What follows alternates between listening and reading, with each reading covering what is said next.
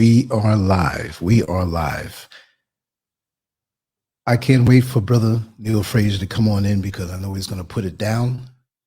We're live today with Brother Neil Frazier, aka Metamorphosis.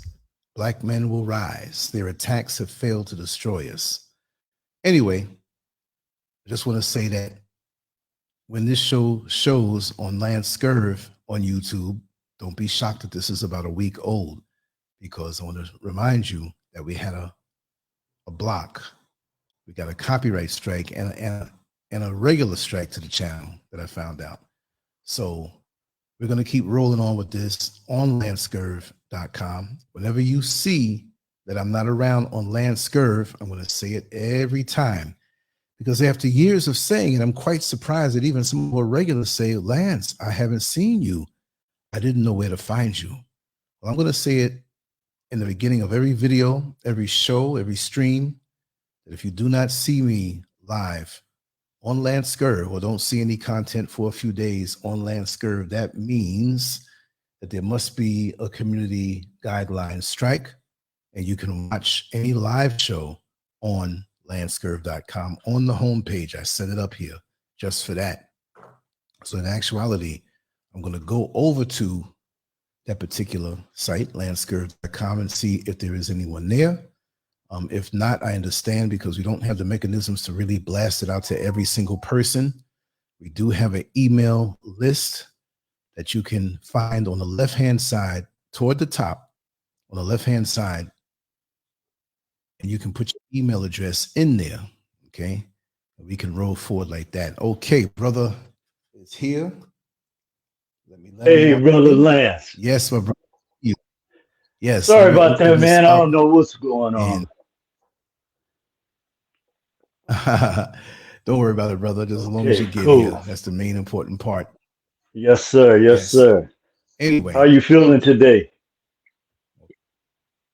Oh, I'm doing good, brother. I'm doing good. That's good, man. Yes. That's good. I'm going to put... Yeah, I didn't have enough room to put down the other stuff. I'm going to put it rolling across the bottom as we speak. So, you know, I want to put more, but yeah, I want to put your cash app down there also. I'm going to, as we speak. Okay. Yeah, thank you. Yeah. Black men will rise. I like that. That's what I was tinkering with before. It's a different way of doing it. Okay. Yeah. That's not as I like that. You know, I'm always thinking of ways to do stuff. I mean, I was out earlier when I gave you that message, and I was like, how could I do a little different? You know what I mean? Yeah, so I'm on to this. Yeah. Well, that's bold. I like that bold, those bold letters, you know, and that exclamation point. Yeah. And we got to bring and make them see it. Whatever it is we want to say, we have to be bold to make them see the visuals, the colors. We got to keep excited. That's the purpose of graphics, you know. To make That's right. And you know, 70% of communication is nonverbal. You know, so when you putting out, so when you put out the graphics that you put out, it makes a bigger statement than, you know, what they say, a picture's worth 1,000 words. So you know, it makes a bigger statement. Yeah, it's just like the banner we made right here. You can see that? I love that. Yeah. I love that.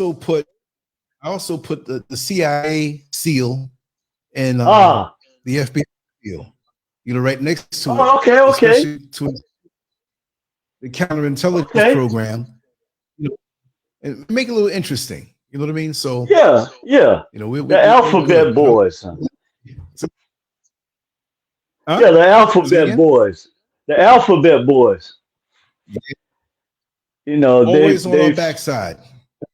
Yeah, you know, they built their whole system on keeping us enslaved in many ways, mainly economically. But the thing that's so interesting now is the infighting that's going on with them. So everything is backfiring on them right now.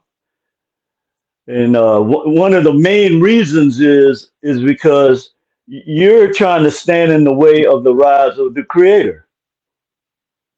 How can a man stand against God? That's not possible. So, you Because they know, want to be a God. That's what it yes, is. yes, yes. They want to be worshipped as God. And before I get into that, Lance, as always, I want to thank you. I want to thank your listeners.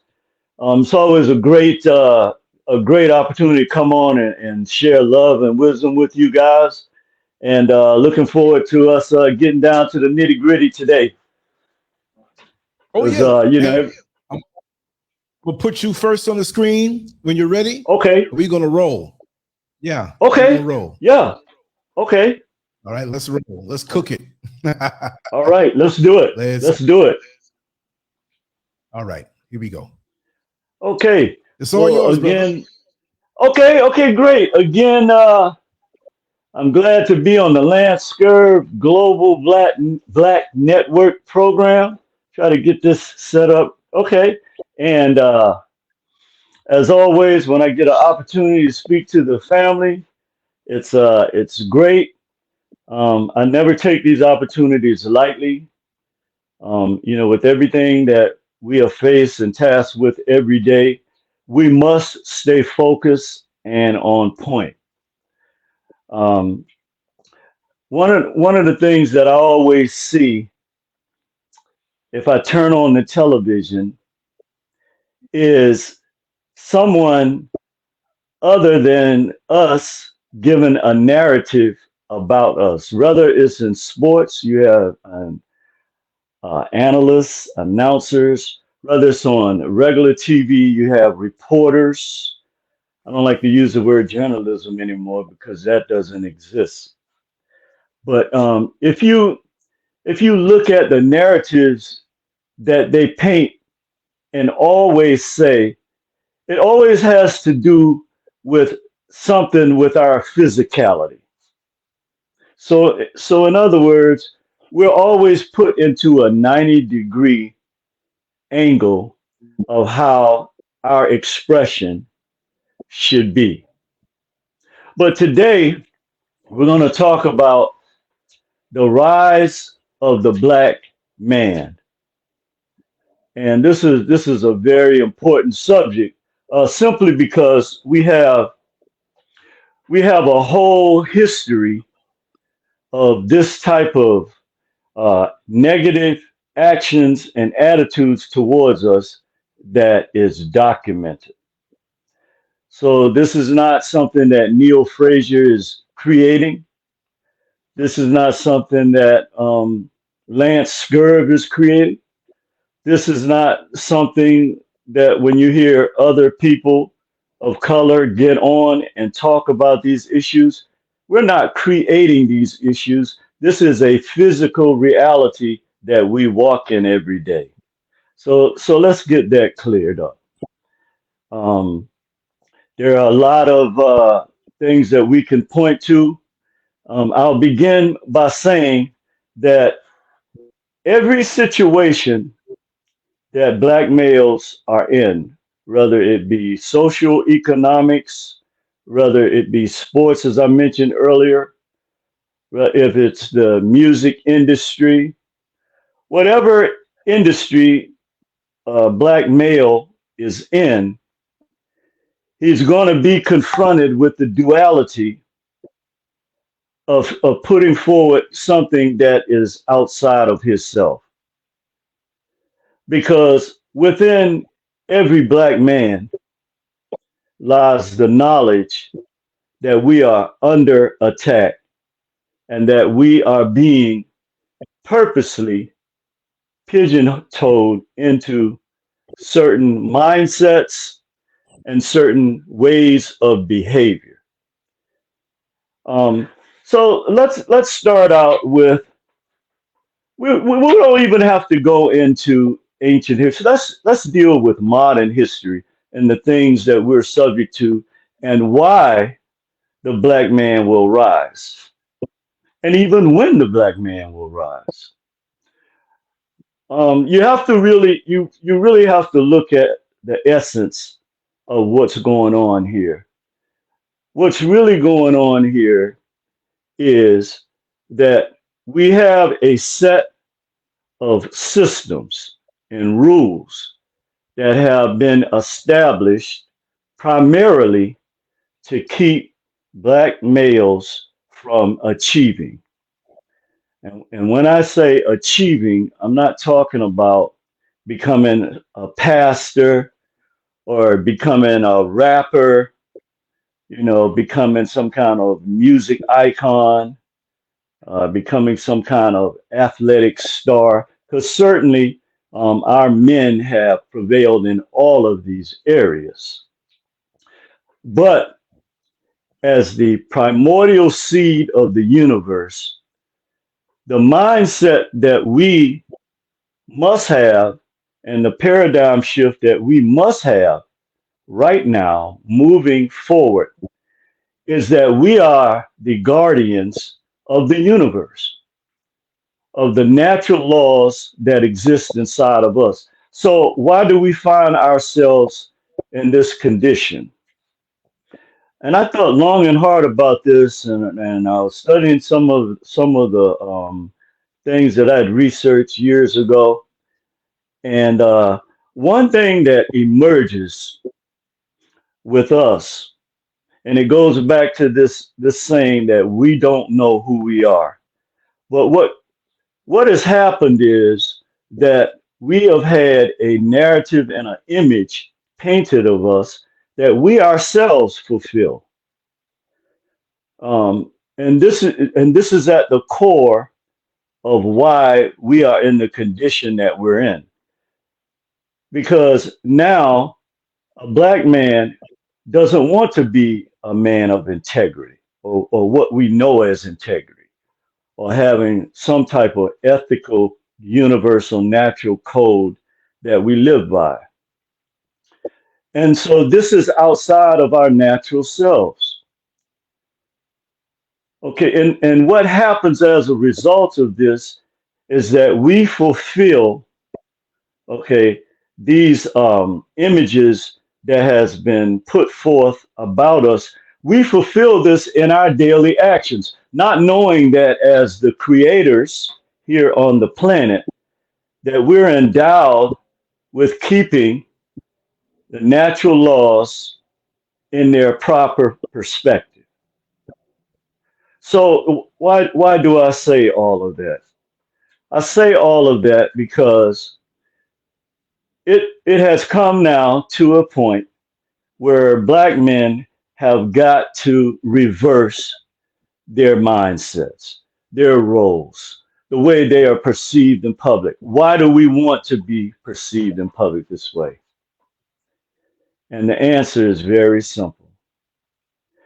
Is because we have been given a pseudo form of what you know as fame, fortune, recognition, but none of these things have helped us get out of our condition. We have failed to build. Okay, and I know the show is about black males will rise, but I just want to kind of give a brief synopsis of how we got here, because you can't move forward without understanding and comprehending why you're in a particular place. Again, why we are in this particular place is because the narratives that are put out about us, we fulfill those narratives in our daily behavior. If you look into the animal world, the black man is very unique in all of creation in the sense that we are the only ones that don't act based on who we really are. Okay, and there's no shame in being who we are, because our greatest strength has been turned around to become our greatest weakness. Because now, because of the blueprint that has been put forth for you, then you think that being a man means to perpetrate harm on somebody. Okay, that's what animals in the wild do. Okay, but you have been taught all of this, okay, by a system that set this up so that you can be, or they can be justified, okay, in the consequences you have to face as a result of this behavior. I'm gonna give you some content. The school to prison pipeline, which Dr. Amos Wilson talked about, is something we see very vividly happening right in front of us. But yet we have failed to move with any collective force, okay, to eradicate this. I was watching a show the other night, and there was a group of people, and I always try to figure out, why is it when these people are behind doors, coming up with these laws and making up all of these rules and regulations, why are we not there? Why is it that our narrative is not represented? Why are we so fixated? If we are going to allow our kids to be taught in these schools, we should at least go there to see what the damn curriculum is. Because no matter what you say or how you view this, what our children is being taught is what our future is going to be. And you would be really surprised. I was looking at the curriculum for elementary schools here in this area. You'd really be surprised as to what is being taught and what is not being taught. And so, you know, I don't want to talk about religion. We always cover religion, but you can't get away from it. And the reason why you can't get away from it is because it's a form of deception that is rooted deeply within the chakras of our people. And so I wanted to say that to move into the importance of symbolism, and why we must begin to show the symbols of our people and the images of our people everywhere, everywhere our kids go, because they don't see these symbols in the facilities that they go to every day. They don't see anyone that look like you and me. And so I want to talk about a very important Black man.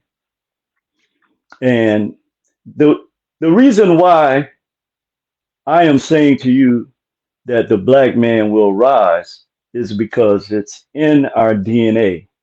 We are literally the protectors and the designers of natural law. So I want to talk about a brilliant Black scientist and astronomer that you will not hear about in your school system. In fact, he designed, and he was the surveyor for the capital of the United States of America, and his name is Benjamin Banneker. The surveyor that was hired, I think his name is Thomas Ellicott, he hired Benjamin Banneker. But why did he hire Benjamin Banneker if he was already a surveyor?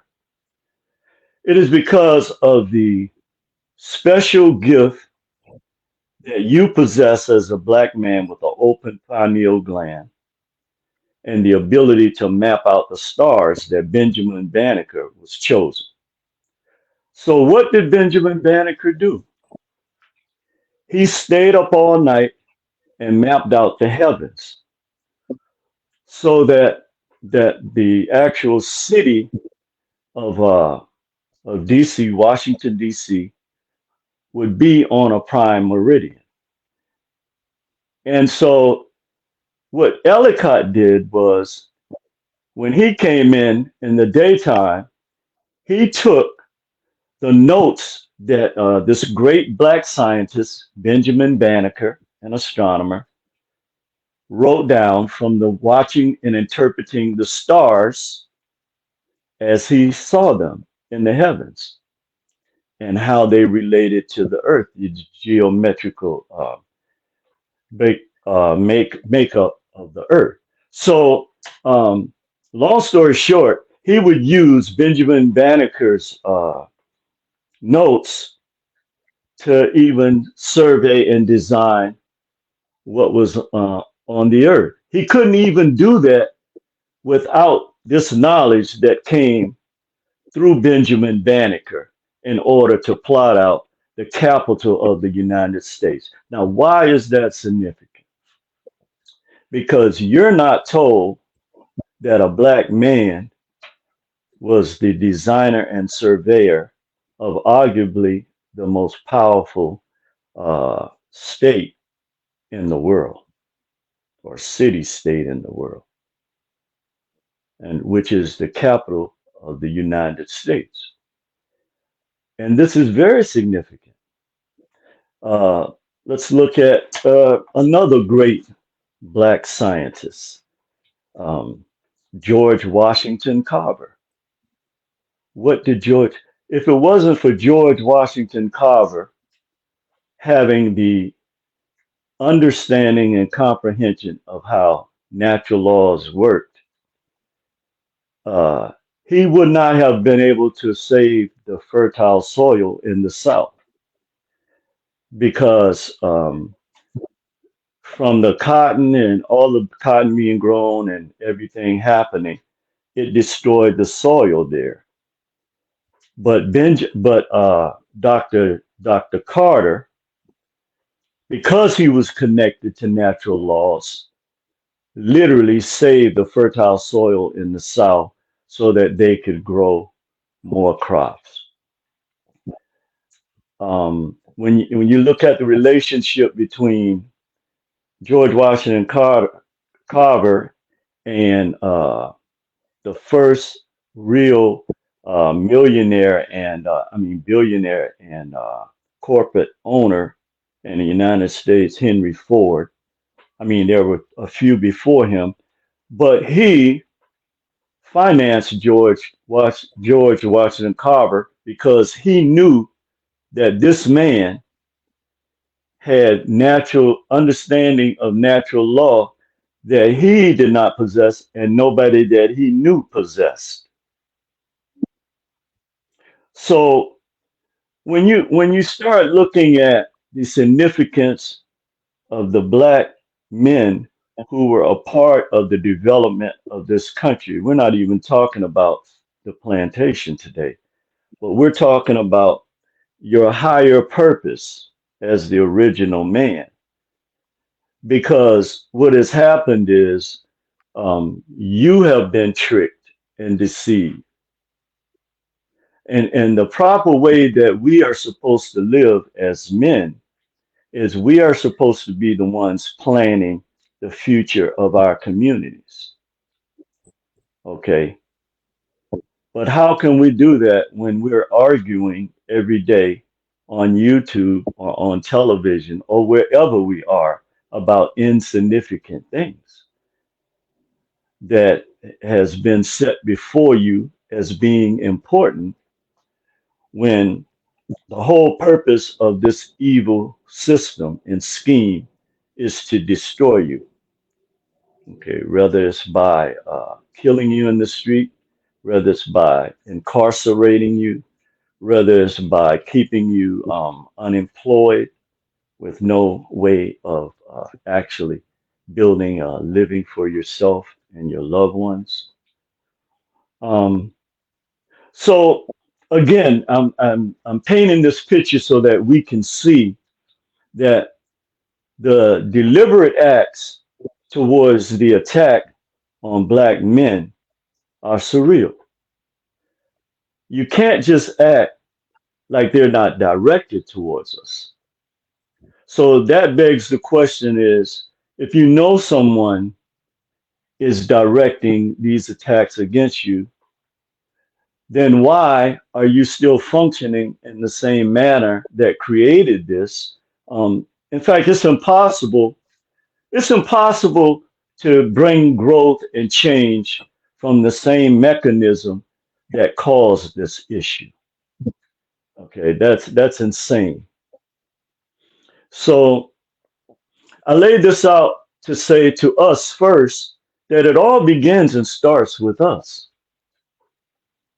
Yes, we can blame the dominant culture because they are the ones that have set up these systemic traps that have done all of these things to us.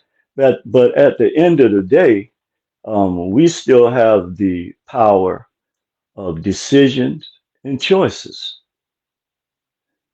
And maybe 99%, if not 100% of our choices are rooted into things that are diametrically opposed to who we are. Now, who are we? So I just talked to you about two of the greatest men that lived here uh, on the planet, right here in our country. And one of the reasons why they never want to talk about true Black history is because you can't tell real, true Black history without telling the story of these great men. Um, Black men will rise. And why will we rise? We will rise because we'll have no other choice but to face this situation that we are in head on. We're not going to be able to run away from it. We're not going to be able to continue to walk in the ways that we walk in, and we're not going to be able to continue to perpetuate the lies that we live by every day. So, how will we rise? Well, let's look at three very important areas that we need to concentrate on in order to rise. One is health. The the things that we are eating now. I love the show that your wife does. I saw you guys up there actually teaching the guy that you need to have more exposure. And a lot of our people need to be taught that in terms of building from the ground up because we always want to kind of hook on to these systems that are already established, but those systems are not going to help us build anything for anybody else. You just basically you're another cog in the wheel. So so health wise is the main issue that we're facing. We all of the food, there is no real food other than what comes out of the earth and what grows in trees, the fruits. So we're facing a tremendous battle with that. Every time I go into one of the stores in predominantly Black areas, there's nothing but sugar products. That's all it is. You can't even get natural orange juice unless you go to one of these little markets they have. And so these are the things that we used to do. I remember how in our own communities growing up that we had our own markets, our own food markets. We didn't go to, and again, here we are, we're stuck in a situation where people are telling us that we're progressing, that this is, the modern way of living. But is it really? Are we really progressing? And, I challenge the brothers that are listening today. Are we really progressing? Have things really changed for us other than the false perception that we have? I mean, so our rise is going to come from us. It's not going to come from any of the systems that already exist. And this is something that kind of is troubling, is that what I'm talking about today and a lot of the shows that Lance has on dealing with our psychosocial environment and the things that we are involved with, um, we don't seem to really it goes in one ear and comes out the next. We don't seem to really, for whatever reason, want to face the fact that these people are trying to destroy us. Not trying, they are.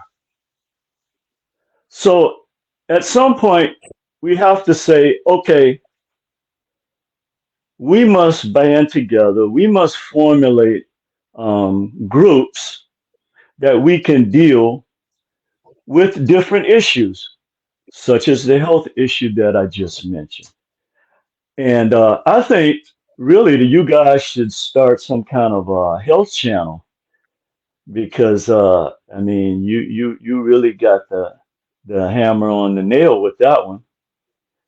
That's very important. I was listening to a study, and they're always chronologizing all of the issues that we have, health issues that we have. But certainly that's something that we're going to have to. Everywhere I go, I see our black kids eating at different fast food places, and I'm saying people are not cooking anymore. So that is a big area, and that's something that we, as black male, because we have a lot of the symptoms that have identified with the fact that we like fried foods, okay, that we're taking these blood pressure medications that's no good for us. Well, not we, because I don't take them, but we have a high percentage of our black men and women taking those. So the rise is going to be proportionate to how, because you can't do anything without taking the responsibility of what it is that you're fighting against and what you have to deal with. And so health is a major issue for us. The other one, and it goes hand in hand with health, is fitness. Even if you get out and just walk some, every day or whatever, that's something that's very, very important. The other two areas that we have to really focus on and we have to change is that black men have got to start dealing with our own personal pain. We have got to be able to talk to each other. I was at a forum the other day, and as soon as we begin to talk about issues that are sensitive to us, then we kind of shut down, or we change the subject, or we. But when other groups of people or men talk about these same issues, they have intelligent conversations about them. And I think this is very important that we begin to show a different image of ourselves to the public, because you have to really understand the power of your energy.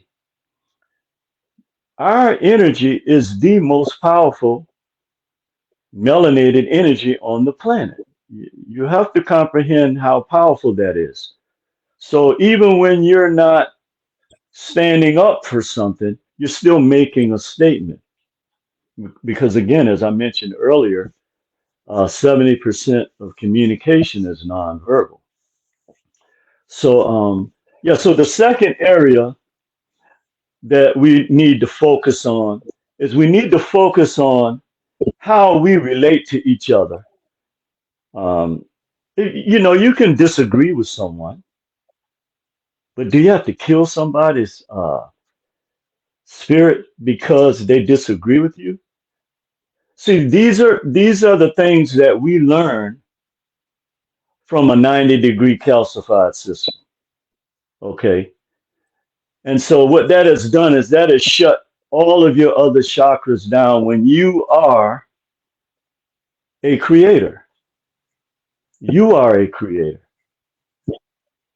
And if you don't become a true creator, then you become a liability. And so this is what I wanted to deal with Black men and our rise. Because yes, we are going to rise, but not all of us.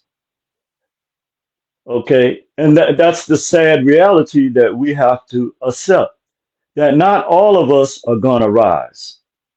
Because to use some of their religious jargon, you have bought into the Sodom and Gomorrah way of life. You can't represent the creator of the universe and love these things that, and again, I'm not talking like I'm no perfect person. I have a lot of flaws. But the one thing I'm always mindful for is that I make sure that I don't take my flaws and project them on someone else. And this is one of the areas that I have been studying about Black male relationships, is that inevitably, when, let's say, if we form a group, we're going to have this issue of the head nigga in charge syndrome. We're going to have that problem. And again, we know where that comes from. I don't want to go back and talk about the plantation again, but these were things that we were trained this way. Just like you train animals, or you train, dogs to be a certain way. And these are realities that we have to talk to. Something happened to us. It did. And it was deliberate and it was targeted. But now, after we recognize this, then in order for us to be the creators that we are, and for Dignesh to again restore their trust in us, is we're going to have to take the responsibility of where we are now. And when I say we, I'm talking about we. And I don't know why it is that Black men can't get together and talk about our issues and our shortcomings, and why we can't critique the issues that we have. This is all a part of right. I'm not talking about some fanatical movie that they present on TV or in the movies about, you rising and becoming this powerful, whatever. No, that's not what your power is. Your power is natural. You don't have to, but because you are being divided with all of these different things, okay, and being put in all these different compartments, you can't build a cubicle. Because let's talk about communication for a minute. Because trust and believe, our brothers are going to rise. We are going to rise. We are the natural primordial seed of the universe. If you look at any, I'll give you an example. Anything in nature and in the universe borns this principle out. There, in the electromagnetic spectrum of light, in the spectrum of light, there was a time when they could only identify as far as violet, right? But then they did a study where they were able to isolate another type of ray beyond that. But guess what color that was? It was ultraviolet. It was black.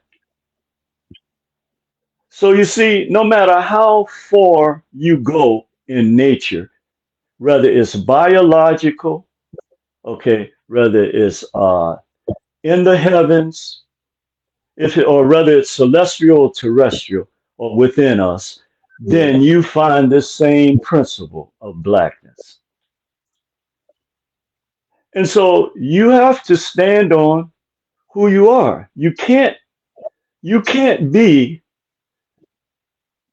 a white person, man.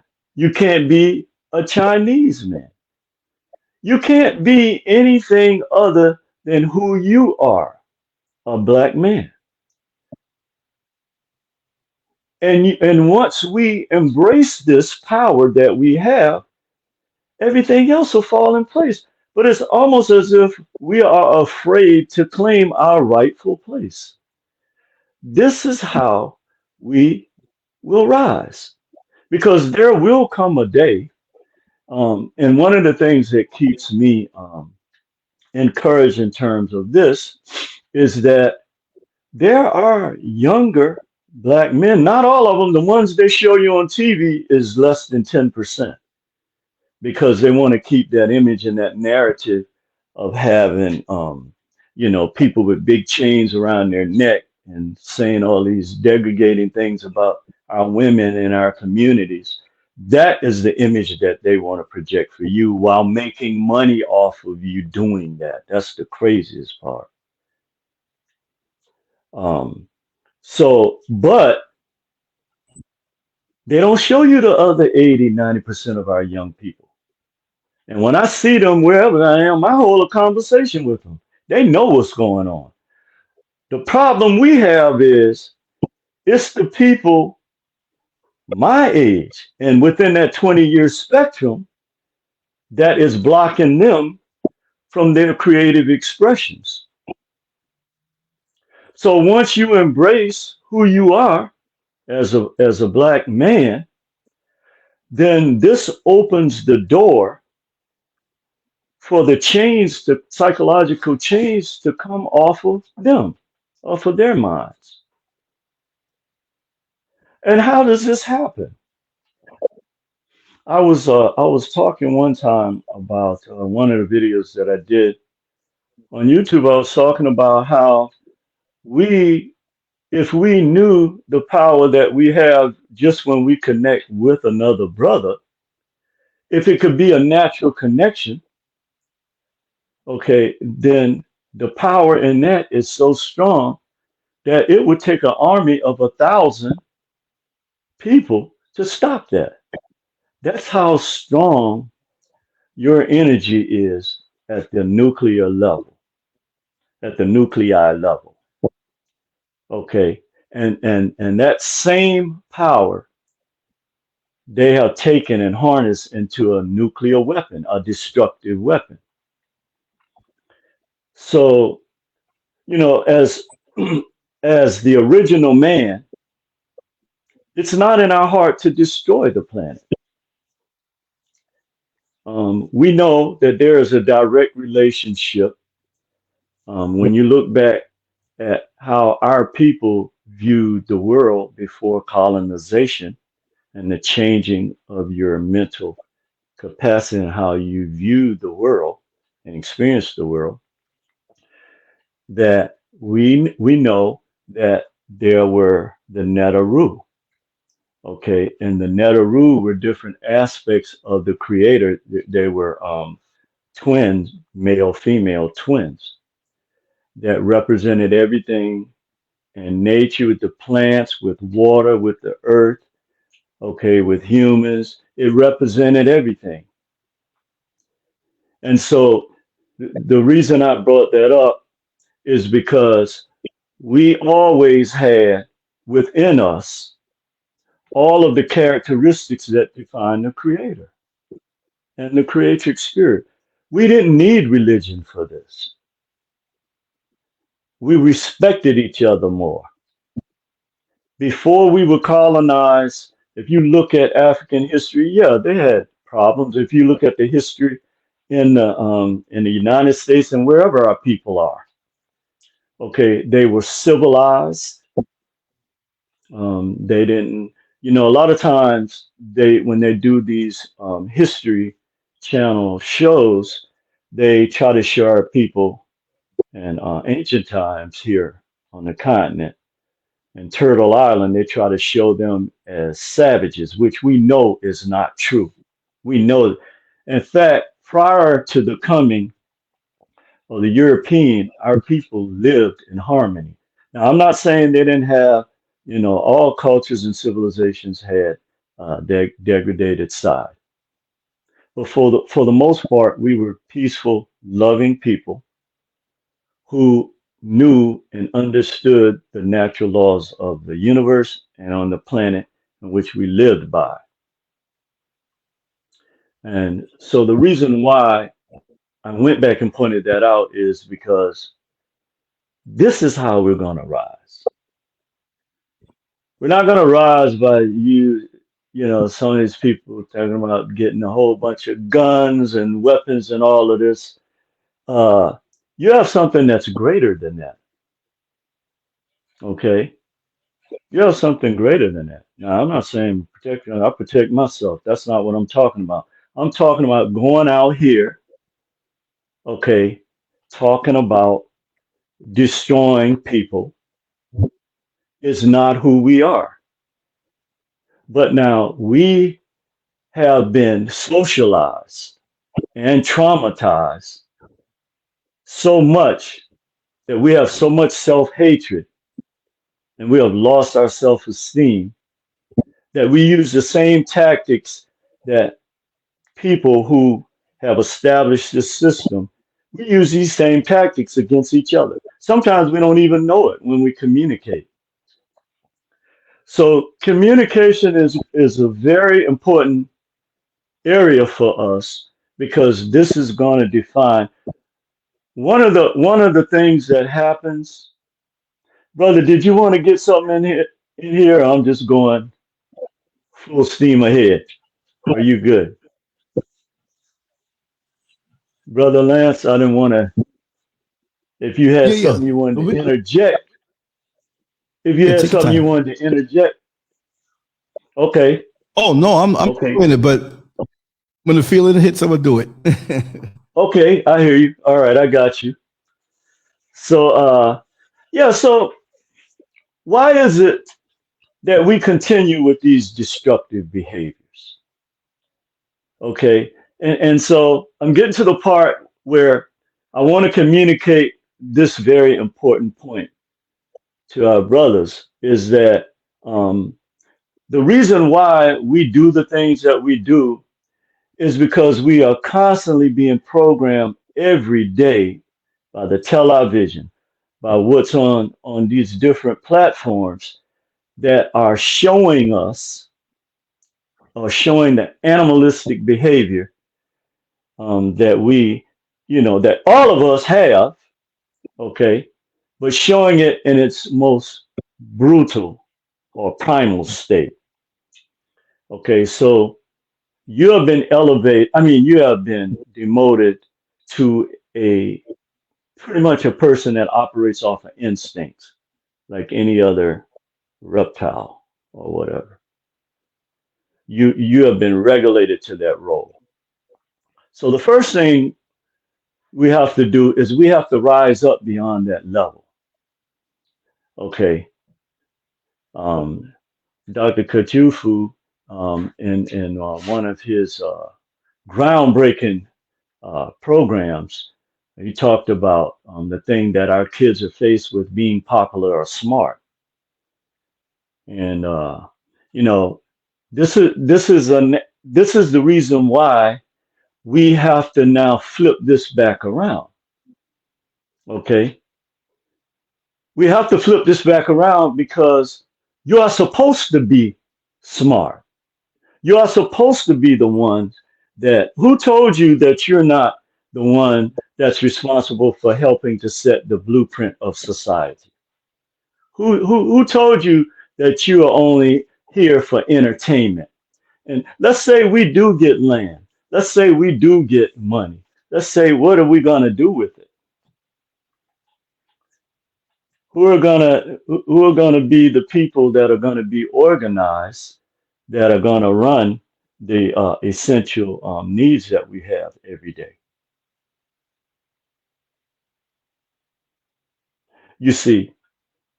But we're so accustomed to having the system do it that we don't understand that there's going to come a day when that system is no longer going to do it. Then what?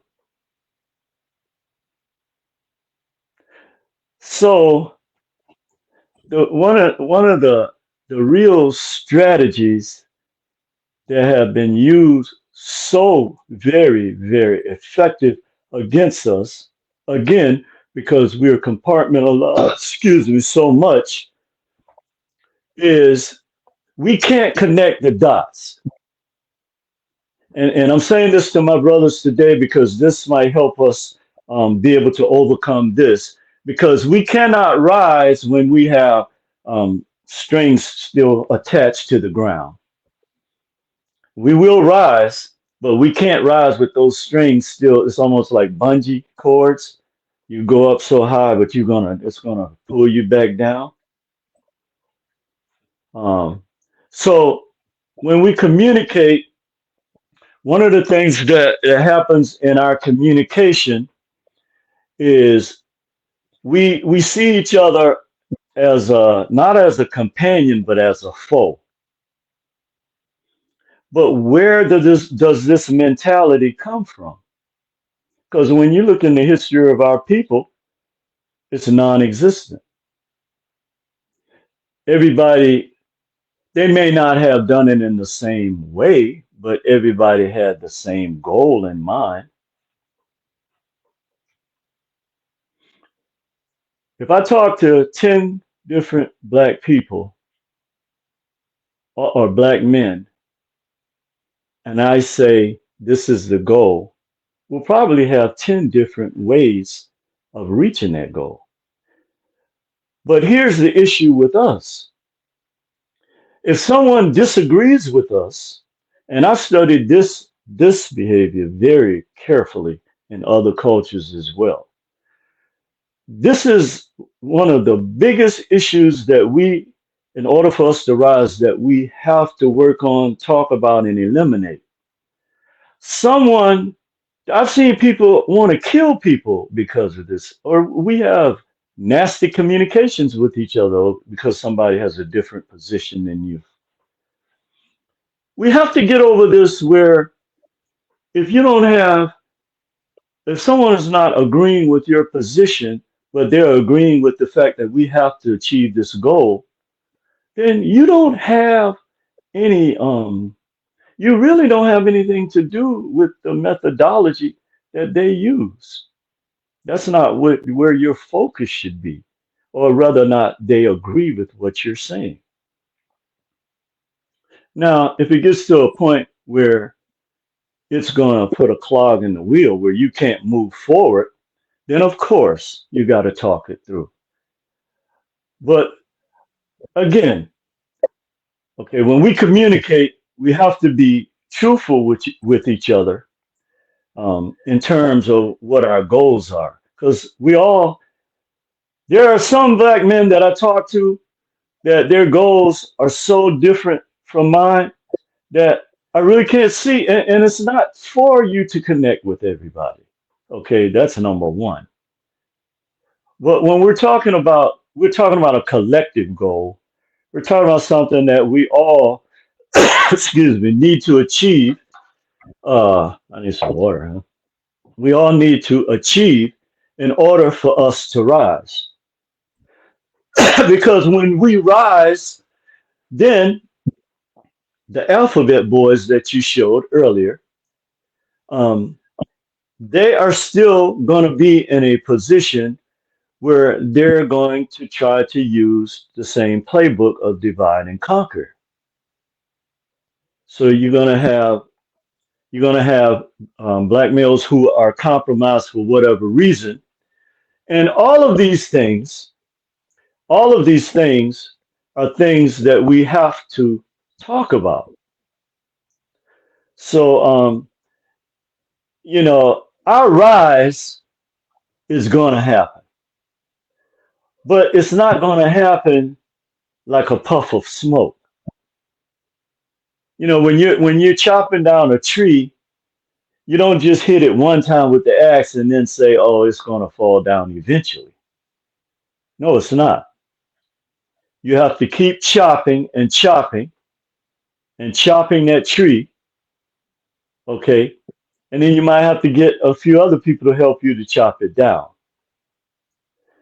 But the rise of the black male is going to be in proportion to how we deal with the issues that I've just discussed. We're not going to rise because of some type of pseudo religion, or we're not going to rise because somebody becomes a millionaire, okay, and they move to across town, okay. I mean, they can live wherever they want, but the point is, the millions that you help them get, okay, that money is not being used to help rise the people who. So you see, we have to put a relationship between, in order for us to rise, we have to put the relationship between money that we spend, who we spend it with, and how it filters into our community. So it's said, and these are 2-3-year-old statistics, that the money in Asian communities circulate 16 times. The money in Jewish communities circulate 14 times. The money in Latino communities circulate, I believe it was either 8 or 10 times.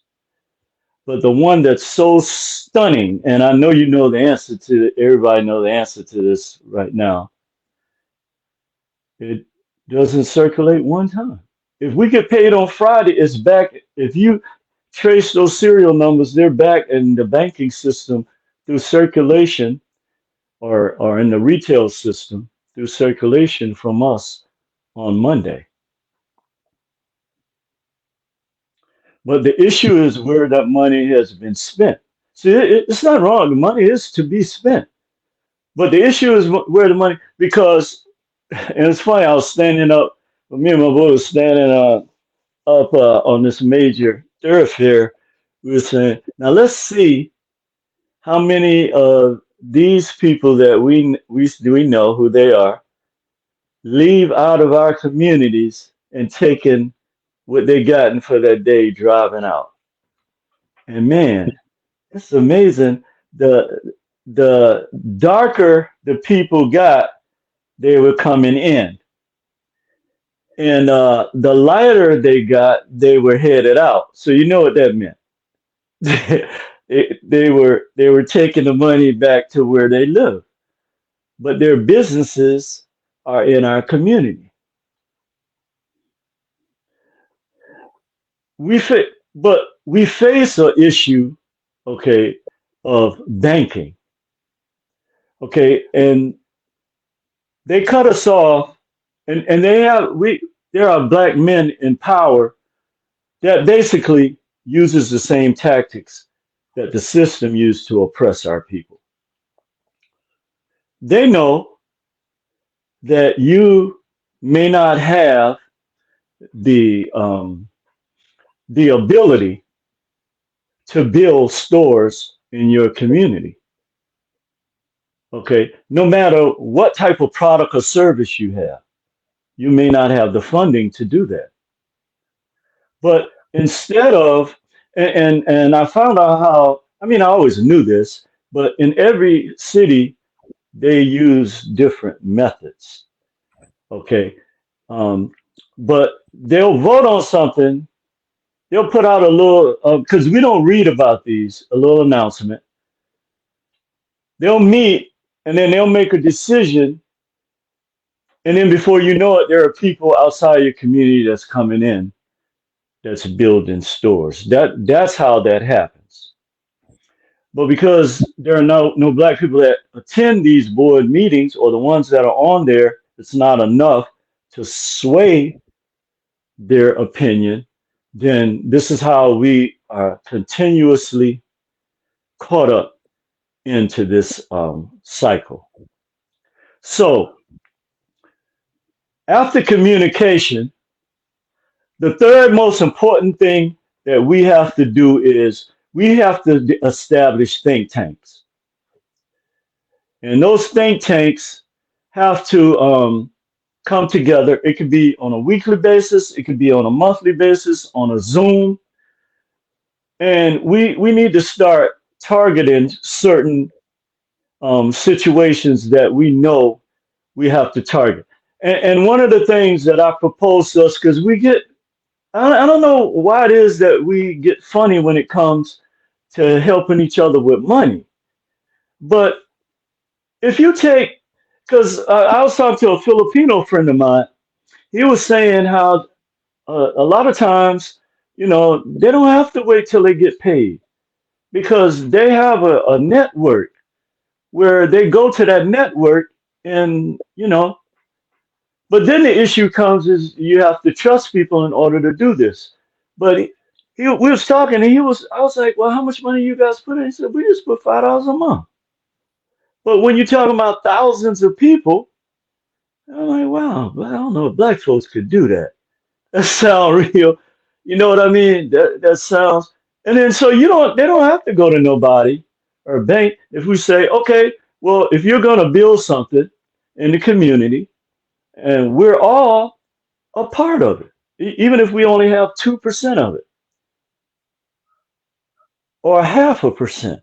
And this is where we have to start thinking beyond what we have been taught, because clearly that doesn't work for us. Matter of fact, it works against us. So I don't know. I'm not sure because let's take the different regions of the country that we live in. There are different mindsets with people that, and I've lived in different regions of the country, but there are different ways of seeing things that, but one thing that is consistent, this destructive male mentality that they have grown in our communities, that the seed of it is manifested, it's ingrained in our community. And now we see it in our young women. So how do we combat that? We combat that by doing what we're doing now. And these type of conversations are not popular. It's not going to get a whole lot of maybe views or a whole lot of people, you know, wanting to tune in, because the other thing they have done with us is that they have created this need to have itching ears. So it has to be something that, you know, that causes us to be so excited about somebody losing something, somebody getting killed, somebody getting threatened. All of these destructive behaviors and all of this energy that we create in our own communities, we have to take responsibility for this. And it's not going to, it's getting stronger. The message is getting louder. They're openly attacking us. They're not trying to hide their visceral poison anymore. They're not trying to hide that. It's an open attack. And not only is it an open attack, it's an attack on all fronts. And so whatever area black men find themselves in, they are under attack. So what do you have to do? You have to come together and say, okay, I'll give you a prime example. You take sports. If though all you have to take is one team, it don't have to be the whole NBA or the whole NFL or whatever. And they said, we're not playing unless we get these terms set. There will be no more NBA. Do you know what would happen overnight? See, we can't be afraid to use, because this is the other thing that, oh yeah, this is the point I really wanted to get to. Thank you, Patriots. There are people and cultures where their men come together solely just to do. I have seen it, and I personally know. So yeah, we're going to do this. Let's decide on how much, when, and how we're going to do it. And we all ain't got to agree on how we're going to do it. If you take one team in the NBA and they say, we're not playing no more, okay, we got enough money. Most of these guys, if they have saved their money, they have enough money where they can say, okay, guess what? This is what's going to happen right now. Okay, this is what our terms are. You get a captain from each team in the NBA, and you sit down with them, and they come up with, and this is how you negotiate from a position of power. But with black men, they have taught us to deal with these systems individually. That's why we never win. You can't win against these systems fighting by yourself. That is not going to happen.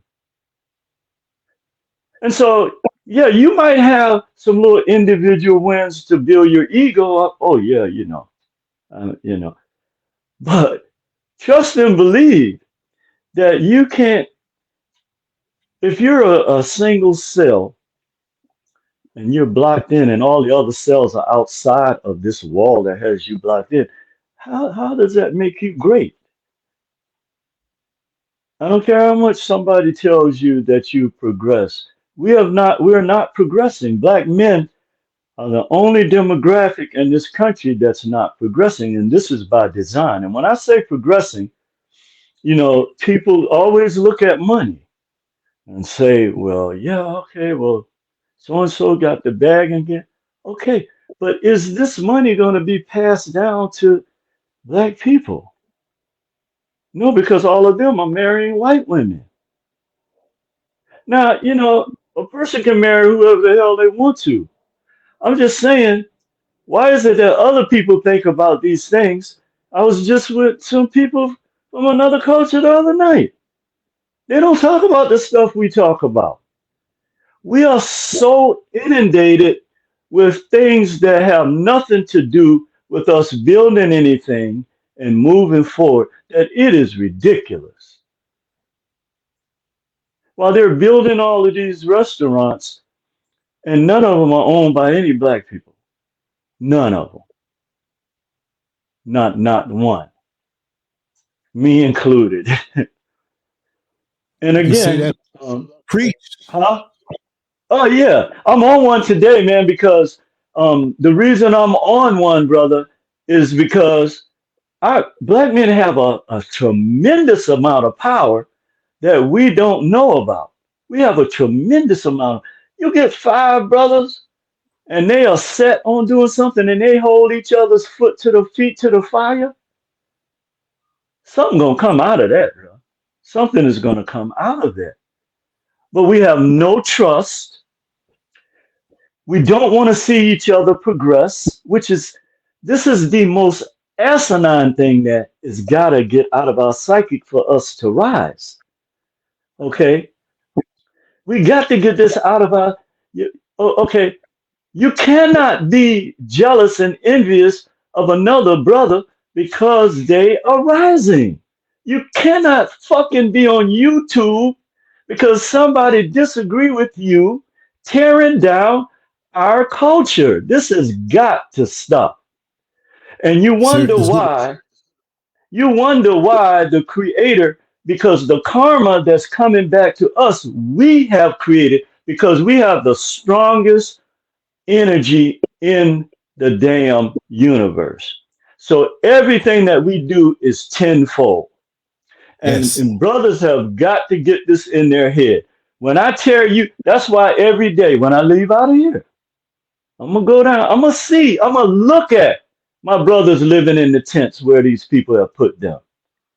I'm going to look at them and I'm going to talk to some of them. So I'm not one of these people like you, brother, how you get out amongst our people and you see what's happening and you report it. I may not report it as much because it's so damn overwhelming. But this could change overnight. You take one black church that brings in thousands of dollars a week, hundreds of thousands of dollars. We don't have to beg them for nothing. You don't see no Chinese people. I don't see Chinese people. I don't see Jewish people. I don't see none of those people. And why is that? They're not smarter than us.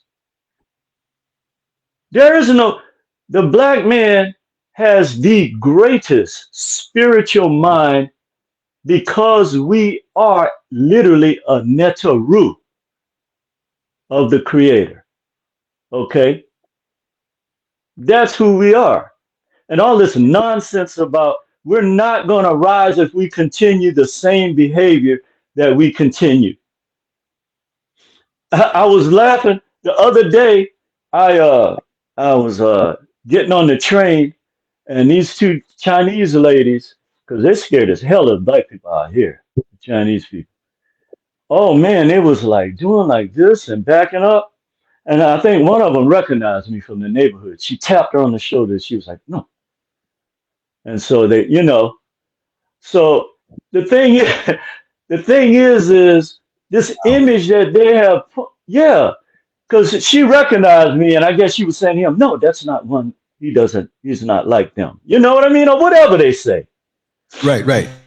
They know me from what I do.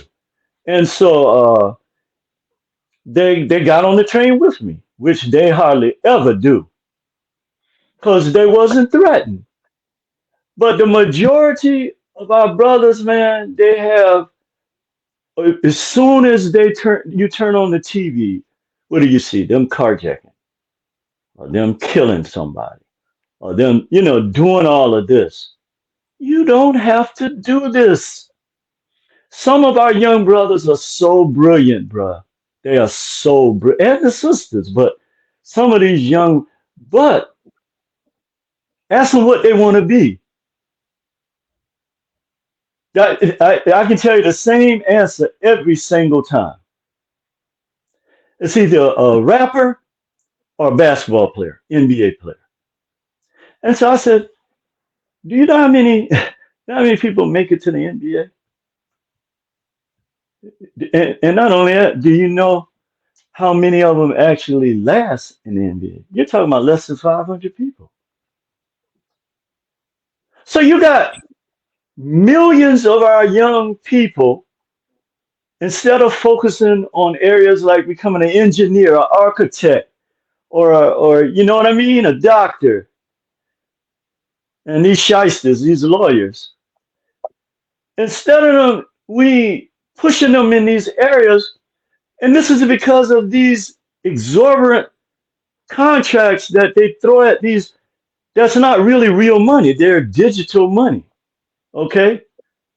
So when you get money from any institution, they're not creating money, they're creating digits. They don't have no money.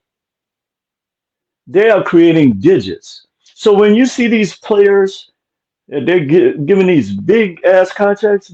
I'll tell you, I learned this when I was living in Atlanta, how they did Dominique Wilkins. And he'll tell a story himself. So I'm not saying nothing that. I just don't like to put people's business out. But Nick is a cool guy, because he talked about how he learned. They gave him, I think it was a $25 million contract. That was big back during that time, right? In the 90s. Nick bought a house for himself, his sister, his mama, bought all these expensive cars. I mean, he was doing it. He bought this club, because we used to go to it. He bought a restaurant. A year later, he's in bankruptcy. And we're like, huh? How could he be in bankruptcy when he just signed a goddamn $25 million contract? Well, come to find out, that's not real money. That's just, I don't know if you want to call it futuristic money, maybe. But it's something that they created. That money has no value. So in other words, he was going in debt through these liabilities, but there was no real money to pay for it. You see what I'm saying? But he didn't, and I guess his agent or whoever was around him, because they be stealing from our brothers. Terrible, man. But some of our own people do it, but they really exploit them. And long story short, Neek was dumbfounded. He was like, how could this happen? And then they, so they finally explained what was going on. I mean, I knew this to a certain degree, but just, it was like, wow, okay. So here's the other thing too. Like Malcolm said, we've been bamboozled. We've been bamboozled to believe that things that they say have value, to believe that they have value when they don't. If it's not a commodity, it doesn't have any value. Okay, so this is the other critical area that we must begin to look at as Black men in order for us to rise. Because, and this is the truth. I hate to say it was the truth. One of the real issues we face too, if you are in a relationship with someone in terms of business or what have you, and someone comes along, like these people who have 100 times more wealth than we have, and say, okay, guess what? How much is he giving you to be a partner with him? Now, no other race of people do this because they know that if you do that, then you are selling away something that's a part of your heritage that you're supposed to be passing down. Okay?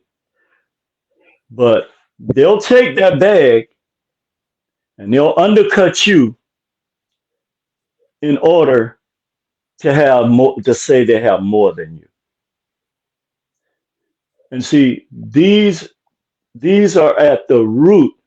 These issues are at the root of who we are, and that's because we don't have a financial foundation. So in the rise and the battle that we're fighting to rise, is that we have to be truthful with ourselves about the things that connect us and divide us. And well, this is one thing that I know about Black men that separate us when we are focused on who we are from all other men. There is something innate in us through our historical and heritage, and through our culture and the suffering that has been passed down, that kind of fortifies something inside of us.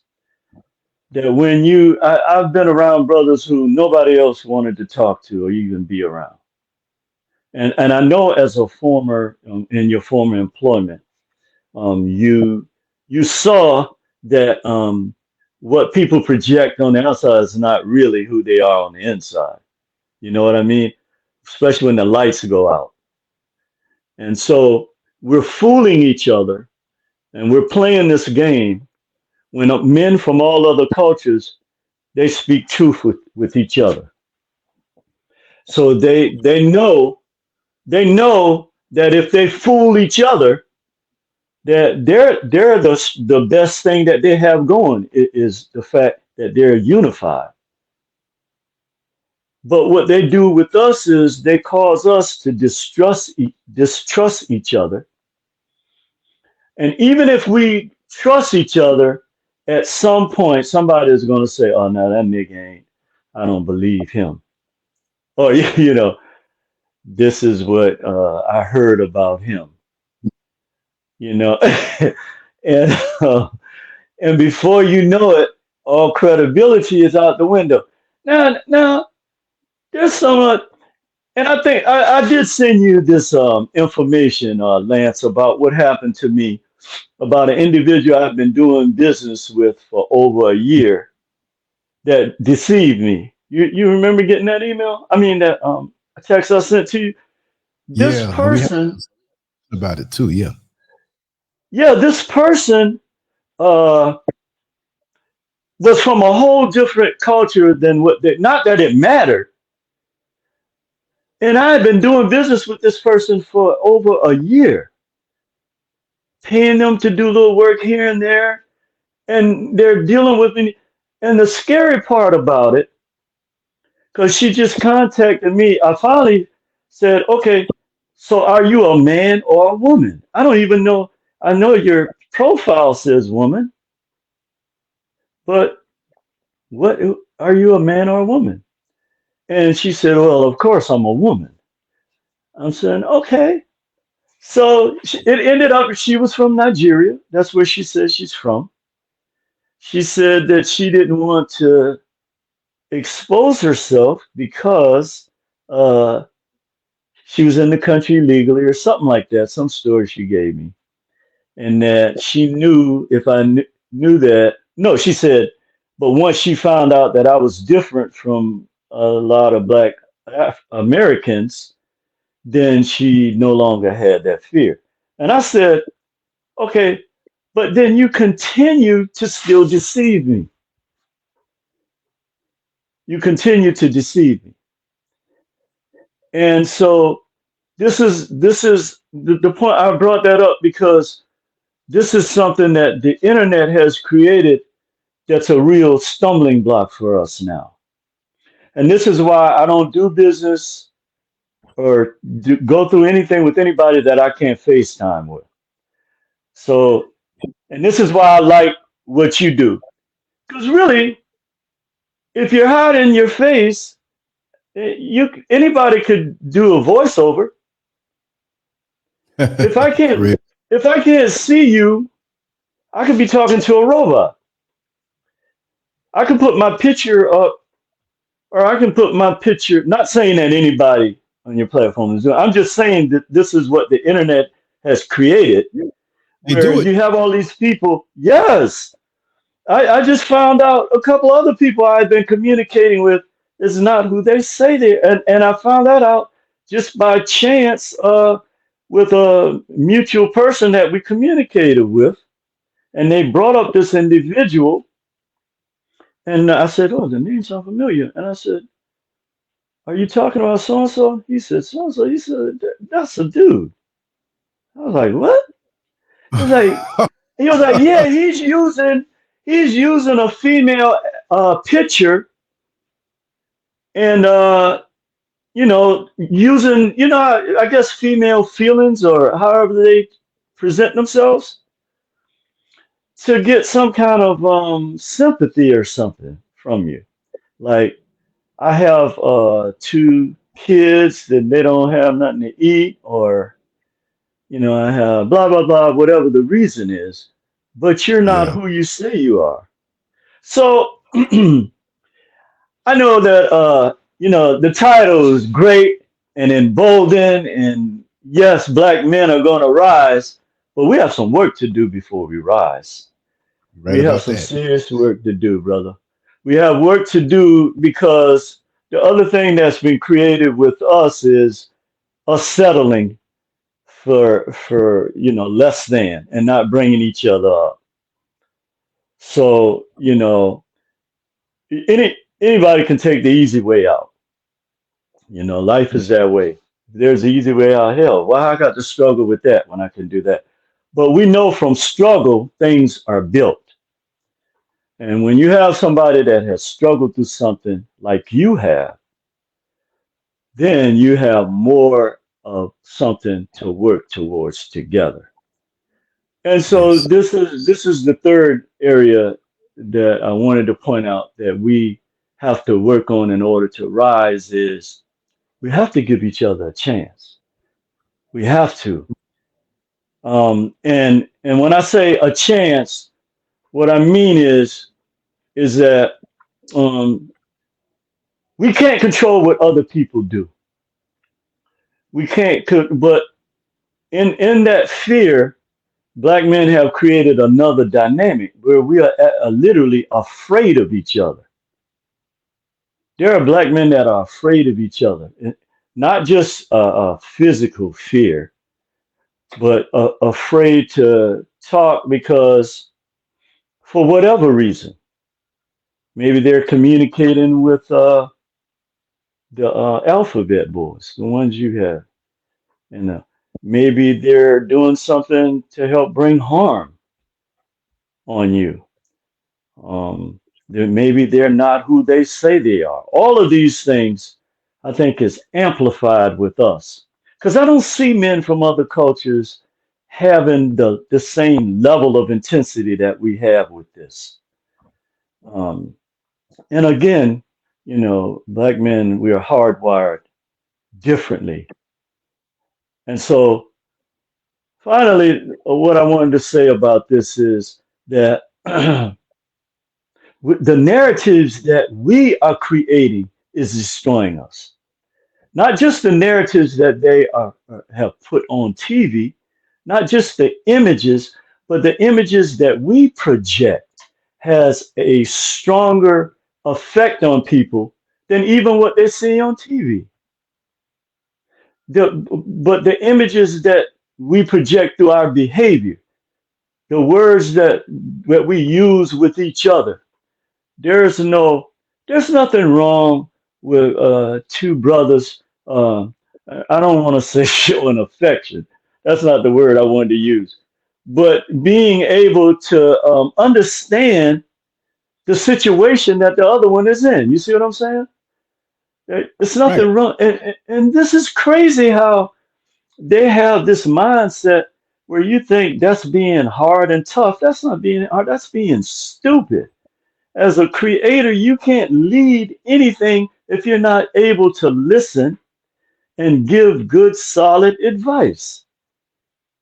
You're a natural leader with all the natural laws of the universe inside of you, but yet you're being pulled by a string like a puppet. Or those old yo-yos we used to have that you throw out and it come back. It's you remember those? Yep. So yeah, and I know this was a little, I didn't want it to have a harsh tone, but it is what it is, man. We can't continue. Huh? Tone necessary. The situation is beyond harsh. You know what I mean? The situation is beyond harsh. Yes. You have to get down in the mud and tell it like it is. Time is being, and a lot of us are just seeing it the same way like we saw it 50 years ago, man. We still saying the same stuff. And it's like we haven't yet to even any degree. So no, there's nothing wrong. Your delivery is literally perfect and much necessary for this particular time. Seriously. You know what I mean? Yeah. You're speaking it right. And if we continue to laugh and sugarcoat and the comedians telling the jokes, but we know they're not really jokes. When I listen to Dave Chappelle, yeah, it might be funny, but what he's saying is not funny. You know what I'm saying? We're getting cut down like fucking trees every day. And here's the other thing that is set up in order to stop our rise. And this has been in the works and the planning for decades. That when black men don't come together and talk about building things, then you're going to become a slave, because the children of these people that we give all our money to, they're going to be the new landlords. Our kids are not going to have anything because they're not taught to work.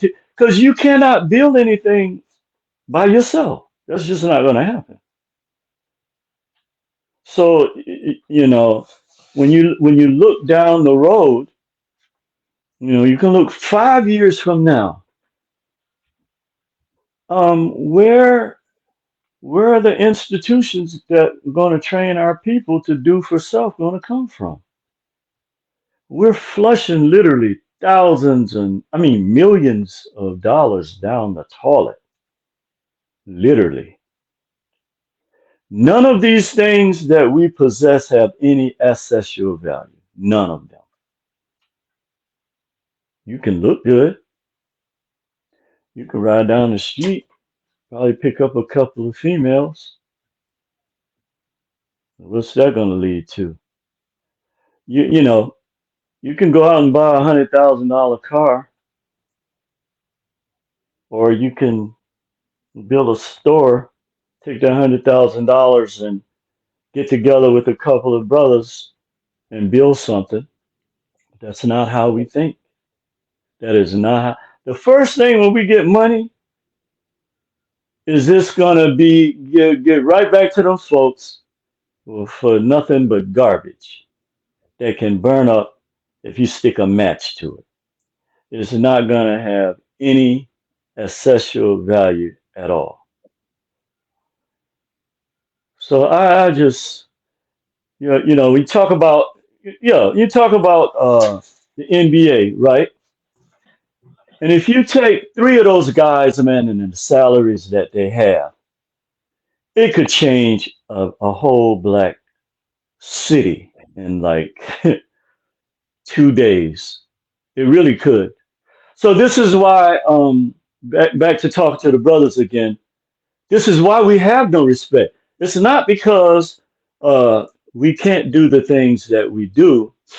The lack of respect comes from the fact that we continue to give away our money, and then we continue to degrade each other and disrespect each other on a daily basis, and our women in the streets, and it shows that we have no regard for the Creator's laws at all. So you can't rise and be a creator if you continue to regurgitate all of the negative lies that have been told to us that we continue to born out. And then finally, in terms of us rising, black men have to say, okay, enough is enough. We have to get fed up with the condition that we're in. We don't have the respect of our women. We don't have the respect of our children, which is the first two most critical things. And how do we gain that respect? I don't care what woman you deal with. If a man doesn't have some type of, and I know they say a lot of our young women don't care about this. This is not true. This is something that's innate inside of the feminine energy. If you don't have no respect for yourself, you know what I mean? If you don't have something about you where you want to improve society or improve yourself or just make the world a better place, because women are nurturers, and in order for them to nurture, they have to have some form of security, and they have to know that you think that way as a creator. And so this is where the breakdown of our families come in at too. We are the ones that disrespect our own family and our own children, not just financially, but in all other ways. So in order for us to rise, because one or two things is going to happen as we begin to rise and take on our natural karmic energy. Okay, you're either going to rise with us, or either you're going to continue to sink down. There's not going to be any middle field. And this is the part of the Creator, the divine justice of the Creator that we don't comprehend as black men. Or we're going to be held very liable and responsible. Okay? We are going to be liable. Don't think that all of this energy that you've been created and you've been given something that no other man has, that the Creator is just going to let go by without something. Because It's a natural part of the Creator's energy. And when you go against that natural part, like these evil people have taught you to do, then you're going to suffer the same type of judgment that they are suffering. But lying to you that everything is peaches and cream. And so you are the one that now is standing in the gate. The keys have been handed back over to you, black man. What are you going to do with the keys? And I'm not talking about the keys to driving no damn car. Okay? You are now giving over the keys again to the planet. But if you continue to be led down this dark road, okay, where there is no sense of humanity, okay, where you have lost all of your sense of humanity as the original man, as the one who plotted out the stars, like Benjamin Banneker did, okay? But yet you look in the mirror and you walk away from that mirror and you forget what manner of person you are. That is what the real judgment of the black man is gonna be if you don't participate in the true rise. If you don't allow your butterfly spirit to rise and you continue to be a caterpillar, then you're gonna suffer the same judgment that caterpillars who can't turn into a butterfly suffer.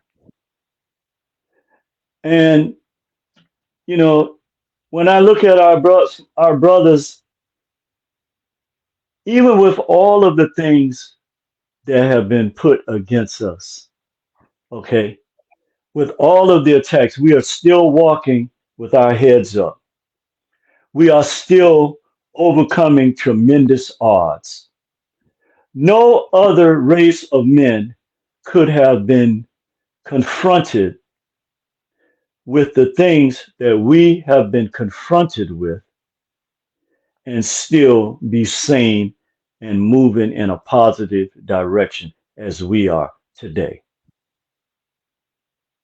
That alone should tell you something.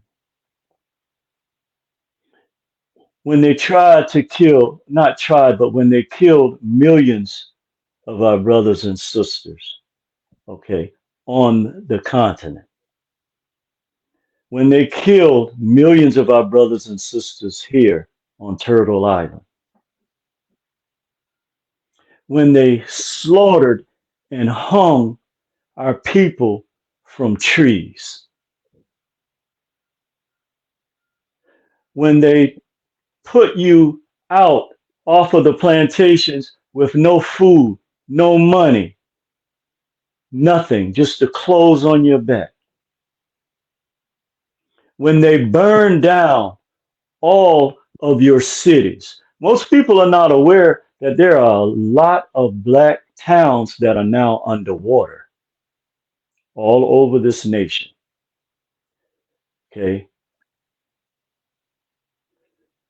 When they burned down, when they told lies and killed our brothers in the streets because of a lie from a white woman that said that they looked at them or did something to them.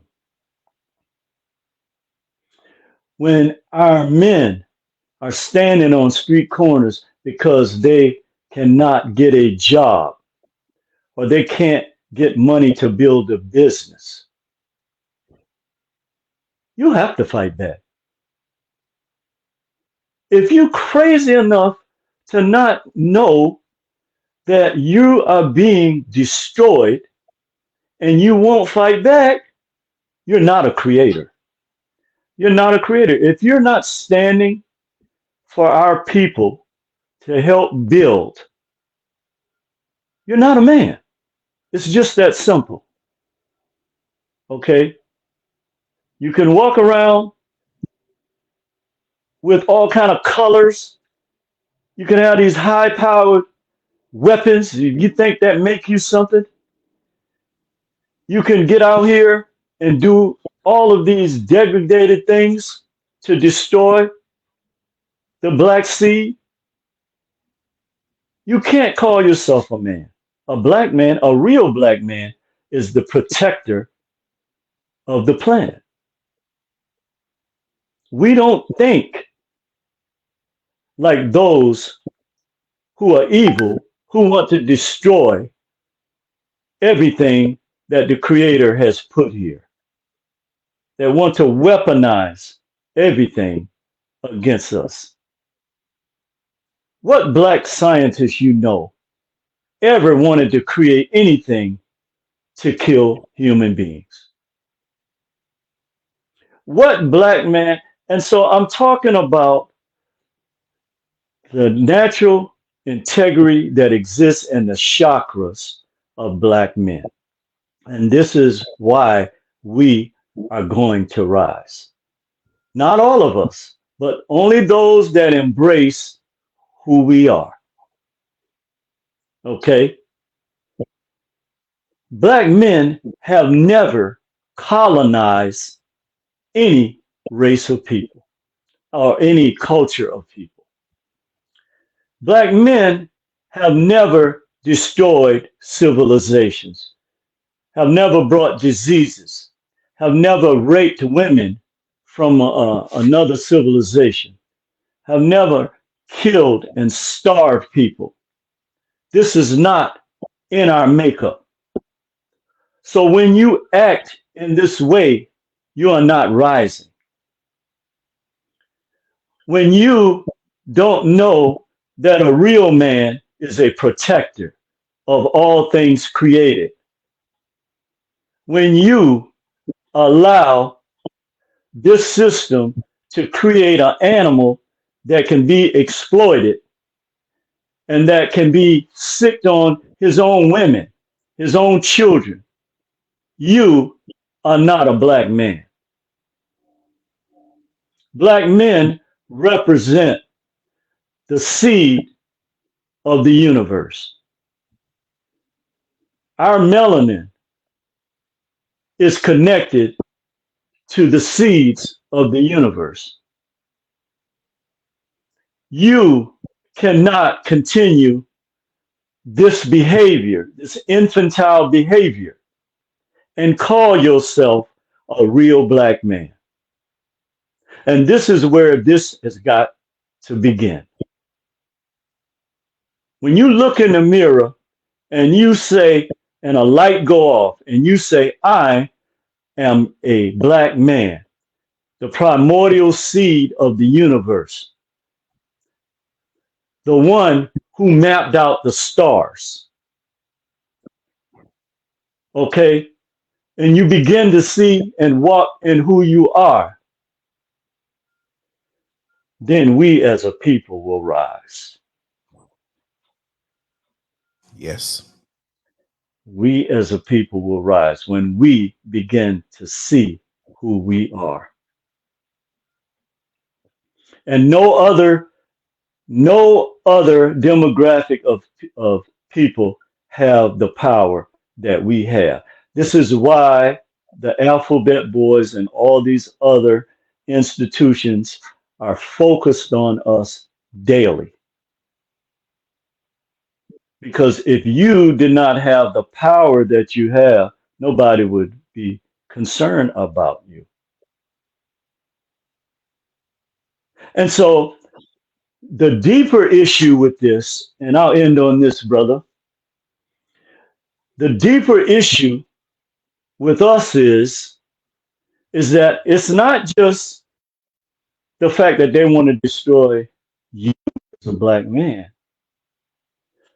but this is the entity that's fighting against the creator-creatrix spirit, which you are a part of as a Netaru. You are a part of. But when you separate yourself from source energy, then you see the system as your God. And the people that run this evil system as your God. But when you return back to the natural laws of the Creator, then you will rise. And only then will you rise. All right, my brother, peace and blessings. Brother, thank you so much. That was brilliant. Yes, sir. That was brilliant. I know I kind of and got in a zone there, but if you say it again. I said I know I got into a zone there, but you know, I'm real passionate about this subject. I'm loving it. Yeah, you know, it's and there's some reason you look into this particular chat and don't see many people. It's because this week I had a strike against the channel because and it took my ability. No, but I worked around it. They took my ability to upload to live stream, but I have a backup channel which is LANCESCURV Live. That's where we're on now. Right. And it's okay. Yeah, I see that. Yeah. I'll be shut down for a week, but this will go up to the main page in the next 6-7 days. So, really? They shut. I used the backup. So what did you say? What did you say to get shut down? Low birth rates of the Caucasians. The negative birth rates. They didn't like that. Oh no. Oh my God. Oh, okay. True. They got a problem with you. Yeah, in 3 minutes it was shut down. And like they shut me down for the week. But I'm like, you know, stopping me. I still got the site. I took the other channel and I let people know, hey, we're doing it here for the week. And when the week is over, it's not stopping me from creating. I'm still going to create every day, do shows every day, create stuff every day. But when the ban is over, I'm taking all of this, like what we're doing now, and I'm putting it up. You see what I mean? So I can put it up as a premiere. Yeah. Put it up, yeah. So no, that I'm not stopping. So it's still all over the place. Oh no, a lot of people haven't figured it out.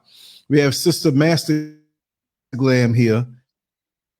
She, I'm sorry, who? And a couple of the people that have been in and out. But yeah, yeah, Master Glam.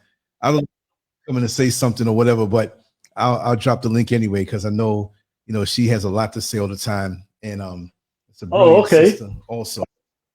You know, so I'll did you want me to interact with anybody in your? Did you want me to interact? I know I never interact with, but yeah, I'll interact with. Let me put the the link in here. Yeah, if you want to come in, Master Glam, I know you might be busy or whatever. You know, it's you can come on in before Master Glam. You know, it was brilliant, man. It's always good food when you come in and share with us what downloads you have inside of you. It's always a good thing. You know, let me yes, sir. Screen and put my face up here. Let me see. Okay. Not that it's necessary. I'm here. No, it's good, man. Always good to see you. All right. All right. Yeah. Yeah, she might be busy. I like that setup in the back. Oh, okay. Oh yeah. Or you know, playing somebody graphics and oh yeah, you know, I was saying that reminded me of that CBS joint with Walter Cronkite back in the day. The setup. The look you want to get. Yeah. Oh yeah. I want to keep it professional. It's easy to do. But I like to put low, you know, and keep it where it has a good look, the professionalism. So is that a graphic? Yeah, behind me and behind me here, behind this whole thing. We did that when we were talking. I said, remember I gave you the message and I said, well, listen, okay. With some of the and do something new and layer it a different way. So now the possibilities are endless. So I can make every show super customized. Right, And even right, on the right. future, you know, when you see here's brother Frazier's Cash App right here. So make sure to show him Oh some yeah, thank support, you, brother. Thank you. because I made that customized when the show started. I went and I said, okay, let me customize that, you know, because I was Right out a on, little right early on, time. right on. Well, I surely appreciate it, All brother, right, because get the you know background out right, get here. it right. The week is going to make it.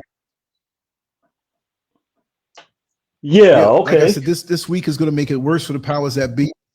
We're going to do Oh yeah. shows. You're gonna hit them with a whole bunch We're at going to one make things the time. means, have a little more, make things better. Um, Yeah. oh yeah, exactly. It's going to come. Boom. You know what I mean? Plus what I do Oh that yeah. day. So it's not stopping. Oh So yeah. these things are done to this. Um, they play the mind games, but I've been around too long. Oh, Yes. Master Glam is here. Let me open it Oh, up. okay, okay. Master Master Glam. Glam, Okay. your Master line is open, Glam. sister. All right. Your line is open. I don't think she realizes her line is open. Oh. Oh, Oh, I okay. do. I see it now, but Oh, because I was trying okay. to listen to you guys, and I was trying to disconnect from my Wi-Fi and stuff like that. Mm-hmm. Just so I make sure that the connection is good.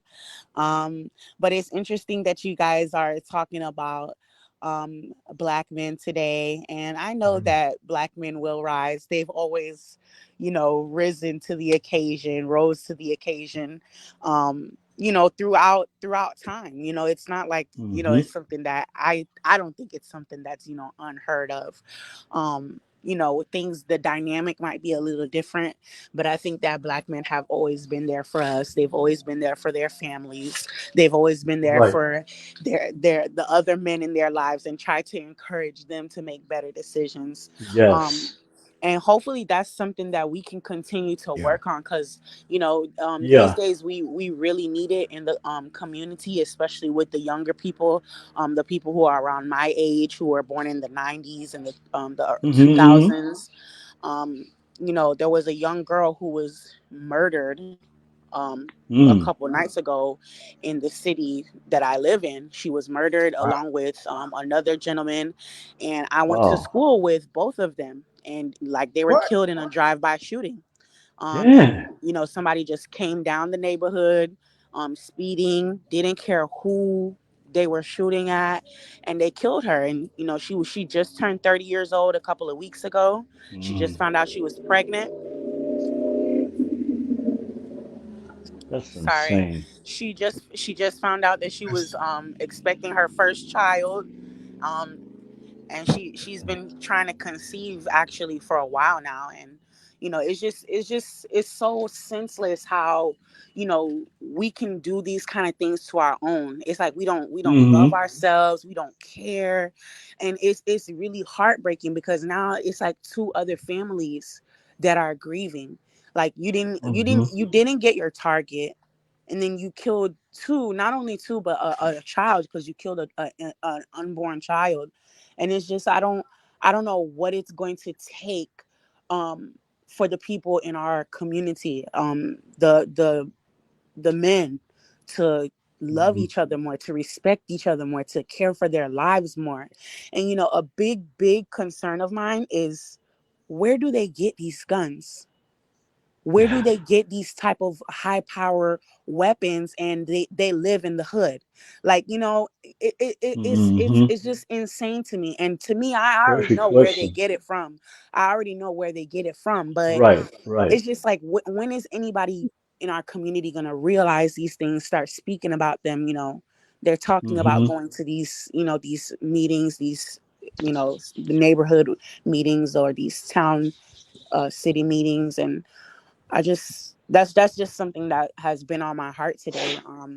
And it's just so funny that you guys happen to be speaking on Black men, because we do need to encourage them, especially, like I Mm-hmm. said, the ones that are, the from the 90s, the early 90s, or excuse me, the late 90s, and the early 2000s, because they need help. These kids are out here and Yeah, they they're do. lost. They don't Yeah, care they about are. they don't care about one another. They don't care about anyone's life, you know, and they're very emotionally unstable. You know, the slightest thing, a man or a black woman, it doesn't matter. Even it doesn't even matter about color either, really. But in the slightest thing could set them off. And it's like we're dealing with so much stress that it's like we don't even see what's really the root cause of all the pain that we're really, you know, suffering from on the inside. It's a manifestation. These things are a manifestation of the pain that, you know, our community is experiencing right now. Absolutely. It makes you wonder. 100%. I agree. You know, I heard a story a while back, and I heard it from several different people, and it was somewhere in California. I don't know if it was, because I don't know California like that, brother, but I heard it was Compton, Oakland, or somewhere out there. I know California is huge, but it was told to certain people over the internet and people that I've known in real life who grew up in that area. And they said that it was an open area. You know how you have like just an open dirt block where there's nothing going on, a big open area. Buildings around that. And one night there was a truck that came it can hold up a big box. Whoop! I'm over here. Let me just show you what I'm eating over here for those. This is a Ghanaian product, right? Dairy-free ice cream. And it's vegan, dairy-free, and all the other soy-free, all the other stuff. That's what I've been slipping. So garbage can, so I got to find another one. So I'll tell the story quick. But anyway, they said that this truck that had the forks in front of it, but it was huge. Came out one night about 3 a.m, went into this open lot and lowered this box. The box was made out of wood slats that you can hit and knock off, but it was a huge box, maybe 8 feet, 9 feet tall, and really wide, maybe about 10 feet wide, whatever it was big. You're not moving this. Nobody's going to move this. And it sat there. And, you know, you had people who were on drugs. You had people who were normal, not on drugs. You know, young folks, old folks, they're like, what's going on with this box? And so people started to go look in. They saw all of this stuff in there. They couldn't make out what it is. And after about a week or two, finally, people like, let's go and see what's inside this box. So the hammer, boom, boom, boom, and started to knock the slats off, pull it back. It was machine guns, a variety of machine guns just left there with the ammunition. Cops, nobody messed with it. Everybody the younger folks found out and got these machine guns and gone.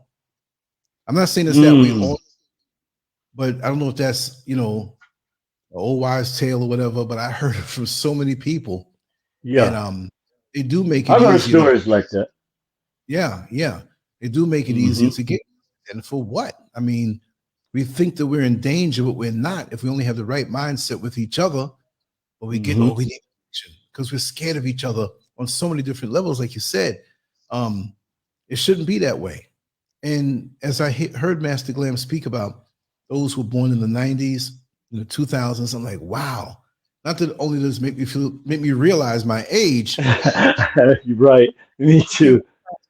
How far back, and we're all the same people, but because we came into this earth a couple of decades earlier, I could see the difference in the change. It hurts. No, it really hurts me because I see how maybe a few of us have made some kind of progress, but we're as strong as the weakest link. And it's no joke anymore because pretty much there's more behind me than there is ahead of me. And when am I going to see our people flourish? You know, en masse, get it together where the minority will be a few bad apples and we eventually those will flush out, where we can think of each other as one, even though we all have individual talents and abilities and temperaments. But when you look at the Chinese, how they work as one and different people, and they all have issues. But what I'm saying is that we're first with this, and we're getting nowhere. We're regressing.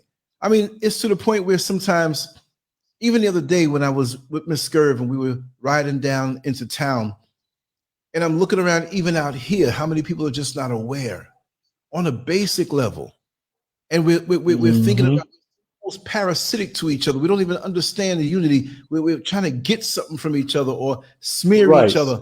She'll tell you why I started crying. It was that I cried. I cried tears.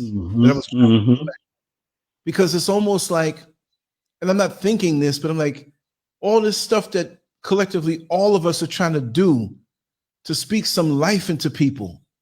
Is it going? It hurts. It's almost like you go to the school, elementary school, and you have a child in the play, not because they may mess up a line, but they go up there, start cussing and undulating, and say, oh my God, what is this? You know what I mean? Like you expect more. And it's not even like we're expecting so much more, but show me a little progress. And the grown people who have titles and they have these, you know, titles and status and the letters behind their name, and they're just as bad, but they mask it with a good speech when somebody's shot. He died, show up, they play the role, but they're not really living it all day long. You know, but a person, trooper who lives it all day long, you need to get more acknowledgement. You shouldn't have to put a cash app up. I should put a cash app up. We do this every day. Sure, the platform, we have a little fun here. I mean, just go ahead. Oh, no, right. I was agreeing with you. Oh, yeah. You finished what you're saying, Lance. I was agreeing with what you were saying. That it's crazy that we have to do these things. It should be automatic. Right. And these people who, especially, and I'm not jealous on anybody's pocket. It's not even about money, but it's right. No, it's not. You got these guys who they calling our sisters hoes and my nigga this and just decadent stuff, and people are slamming them with cash apps and slamming them with I'm like, right. History. I didn't come out here to hustle money, but it's to the point where you need, but you don't want to ask like, or want to be looked at those other guys, but all that is going there, but you trying to do something real and righteous, and people don't pay you no mind. Are they manipulating things or what? Exactly. Yeah, and you know, the thing about it too is when you're doing something on an independent basis for our people, you're not going to get any funding from nobody else but our people. For the most part, everyone that is in, you know, especially platforms like yours, everyone that has come out in defense of our people, they're standing on an island. And see, that's what the problem is. Not that they have to be standing on an island. It's just that we don't see the need to keep our independently based institutions solvent. Why should somebody have to tell you that you need to support your network when your network is? See, other cultures don't have this kind of issue, is what I'm saying. I don't know. I know where this comes from, but I don't know why we can't move beyond it. Right. When you look at our history, all of the independent Black networks that have tried to establish anything, it pretty much fizzled for lack of our people supporting them. Right. You know, and so when and I believe this has a big effect on our young people. Excuse me, like she was saying earlier, they don't see anything worth saving. It's like all for one and one for all. I have to go out here and get what I get by any means necessary, because there is no, and other cultures don't have this issue because the Jews, the Italians, and all the other, the Chinese, they make sure that money is put into things that their kids can benefit from. So if there's an independent, go ahead, Lance. Well, I'm saying, and the funny thing is, when you mention these groups, the ones who are on both sides of the law will support the thing that birds. That's what cracks me up. Both sides of you talk about the Italians, the ones who have legitimate businesses and were law abiding. Right. were involved in all kind of things and will snuff people out and go on the docks and they will also come to the same spot to know that there are people going to benefit from the righteous things that are done for all of them. And even they have to say, you know what, I'm going to support this. Even though they might be crooked murdering people, they're still going to do that. They're people. Chinese do the same thing. Everybody else does the same thing. And when we do it, it seems like it's a photo op. It's not sincere. In many cases, it is. Yeah. Then we have to talk about that. Seriously. Because we have to talk about that. We have to. That is a very important issue that we have to discuss. That's why we have to have black think tanks for men, because these issues are not going to go away. In fact, they're going to compound, because each generation feels like they have to build their own from scratch, and many times that's the case. It shouldn't be. They have to create something. No, it shouldn't. They have to create something from scratch because there's nothing to build on. So I was having this conversation with someone one day, and he said, well, I said, well, how do you think the kids feel why they rebel so much? Is they got to go to the same people that we know that's been destroying us for hundreds of years. They are faced with the same thing. Exactly. But now they have to go to them for jobs. So of course they're going to learn how to laugh and joke in their face to do whatever they have to do. But then because they have to do that, it makes them dislike you more. Why haven't you built something that they don't have to go and laugh and bootlick with these people? They don't like doing it either. These kids hate that. Wow. But when they get a certain age, they start recognizing, hey, look, we don't have anything, so we have to do whatever we have to do.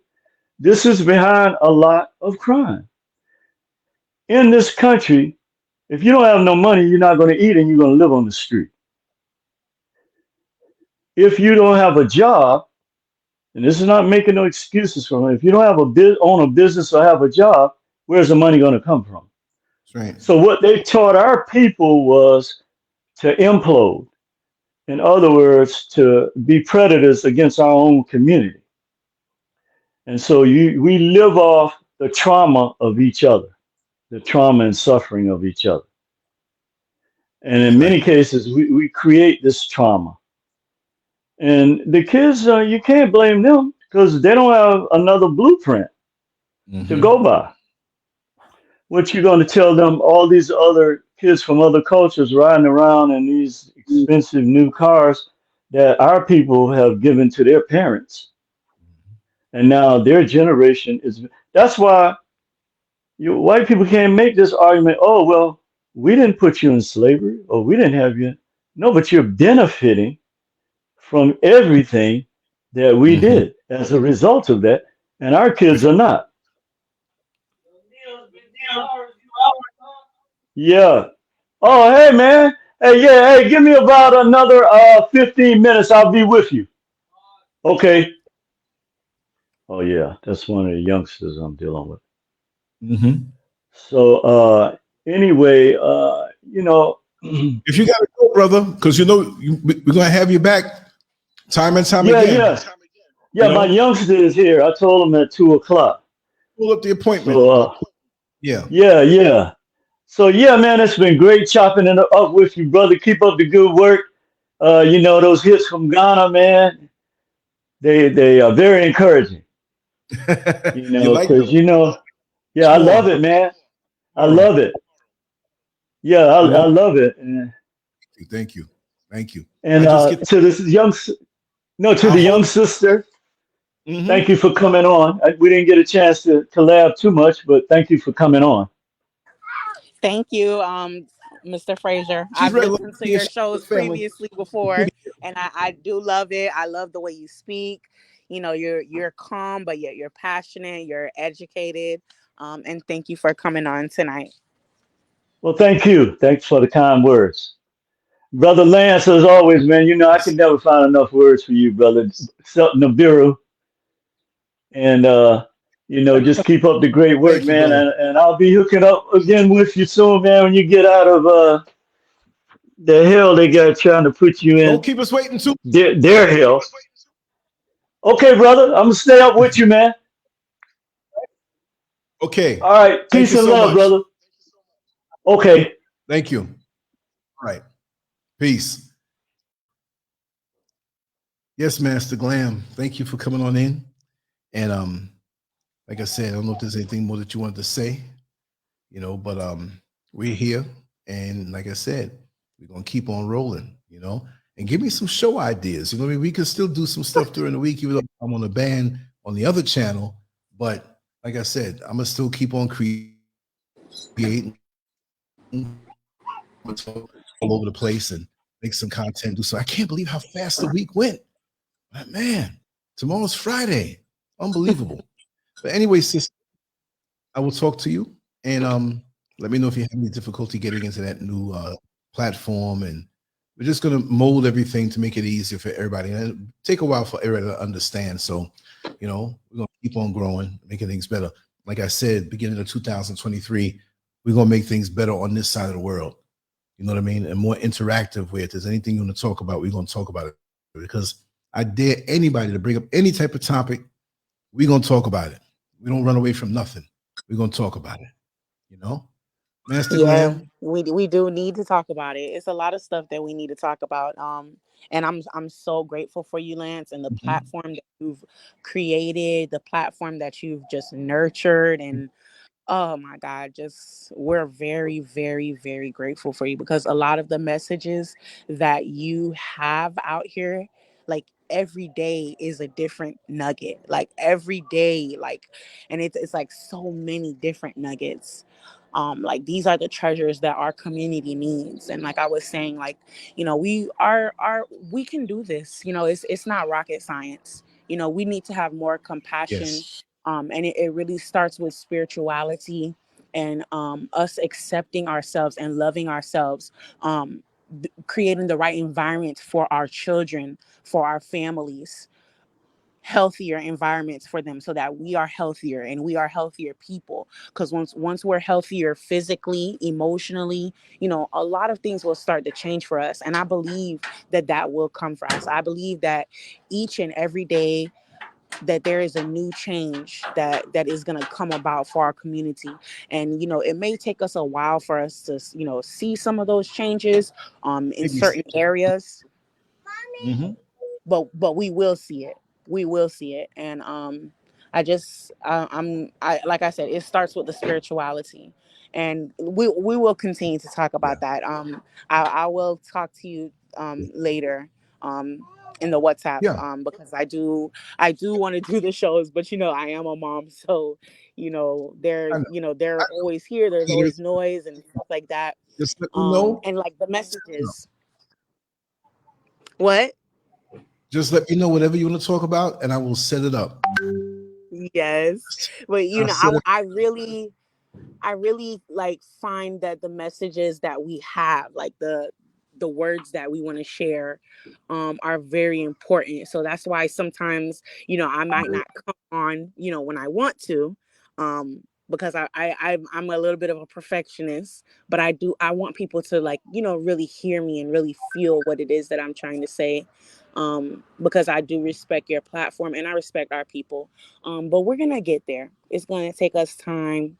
Our men will rise, our women will rise, we all will rise. It's just gonna take us a long time.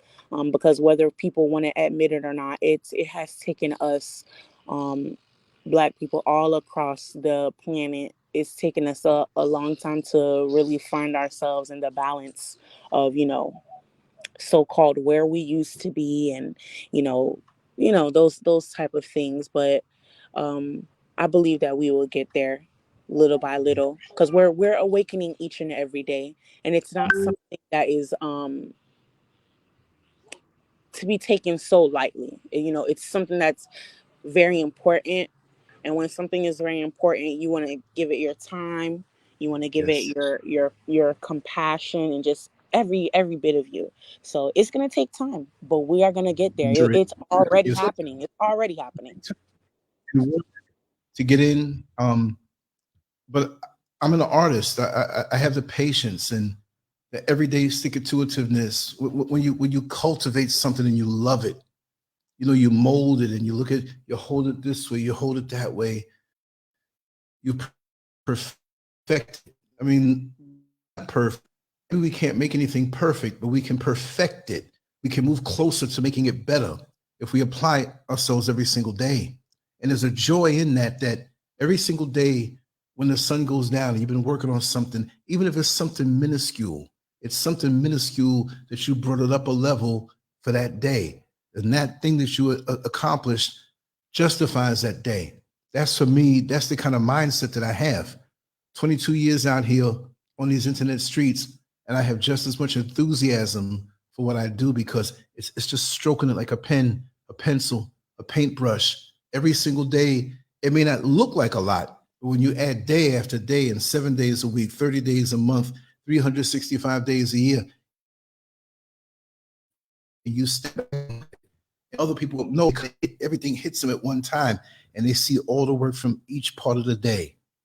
And even you as an artist, and I don't mean you just have to be an artist, but you're concerned for the community, right? You're an artist. You want to make it better. You want to perfect it. You see the things that may be flawed and you want to go in. So it's creative, it's loving, it's nurturing, still the spirit of being an artist.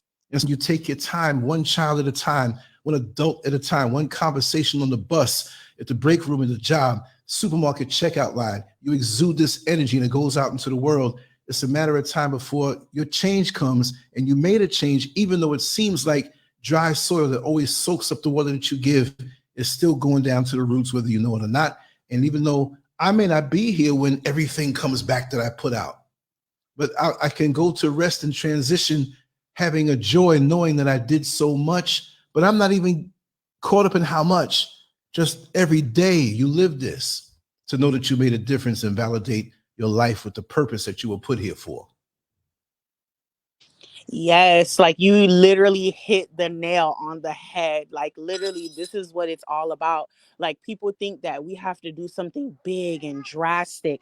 And even I myself thought, like, you know, what kind of impact am I going to have? You know, like what is it that I can do? You know, I'm just this one person. But it's like you said, it's the seeds that we plant. Just like you talked about how you nurture and nurture and nurture your gift, you nurture your craft. Like, do you know how, like, for example, like if you're cooking something, like when you cook like spaghetti, that's one thing that I learned, because I love cooking and I love food.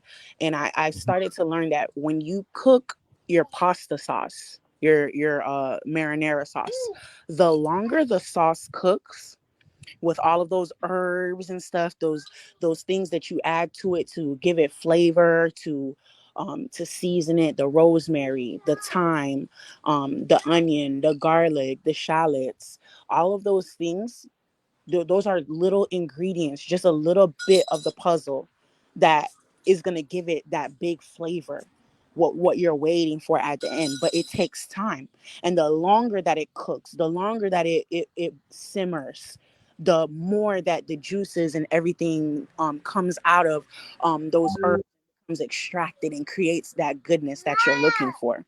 So this is the same thing with us. This is the same thing with our community. It's not going to change, and it's not going to, happen overnight, but it is going to take that time, and we're going to appreciate it more. We're going to learn more, because we're going to have that actual experience that you're talking about, through us going through these struggles and these things. So that's why I think it's essential, and I, like I said, Right. you hit it right on the head, because it takes time. It takes time, and the time is something that's good. It brings a great joy to my heart. Whatever I do, it may be something that you don't see in the back end of the website that causes it to work a certain way, right?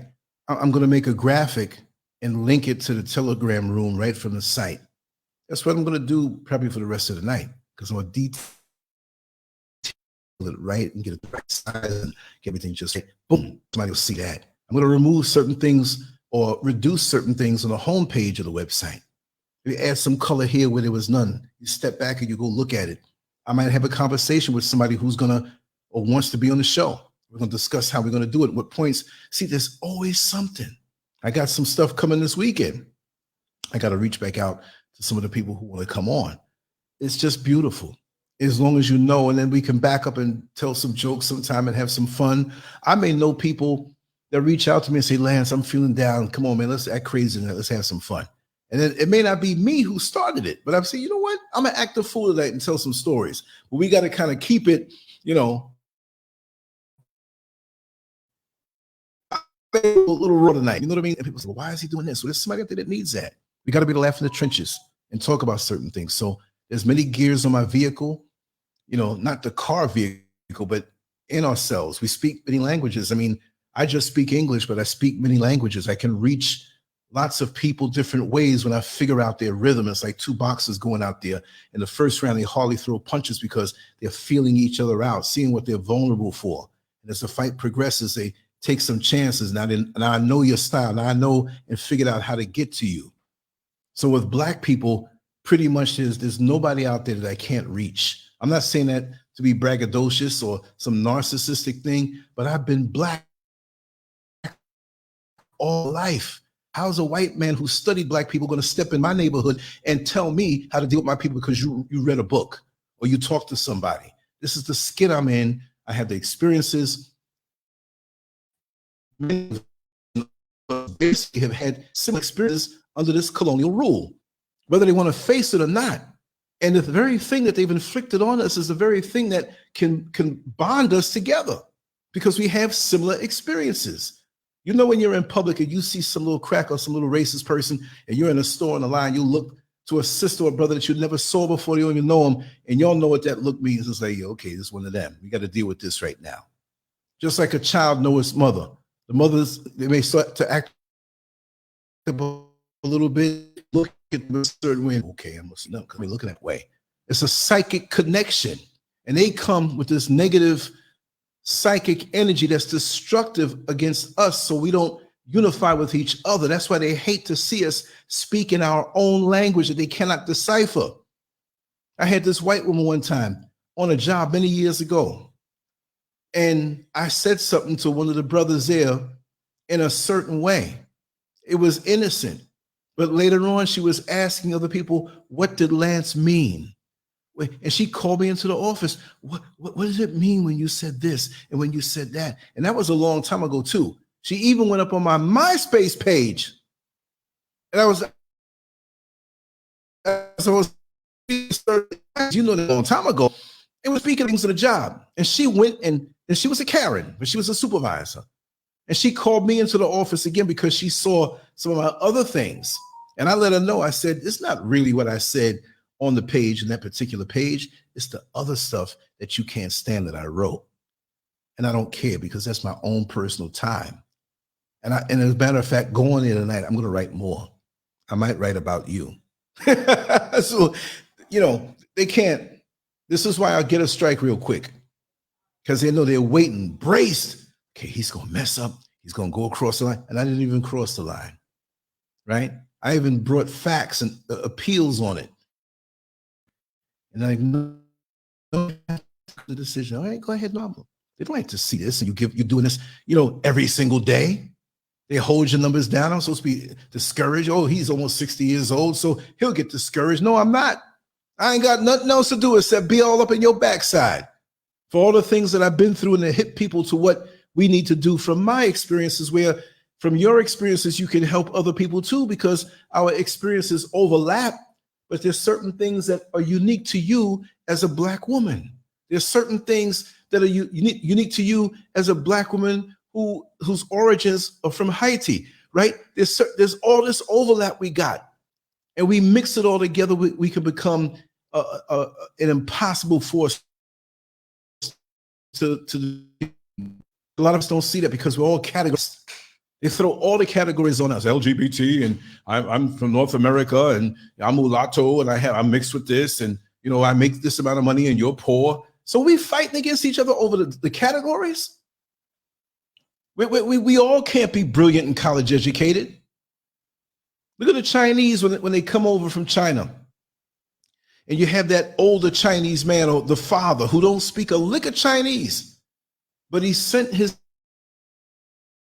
kids out here before him, and the wife who don't speak it to get with the other family members to go to school and learn the language, so that when they come out with the real money and open up that fruit and vegetable market, those kids can work the registers and talk to the people and back everything up, and they'll be making their millions that way. And they'll use it as a farming system.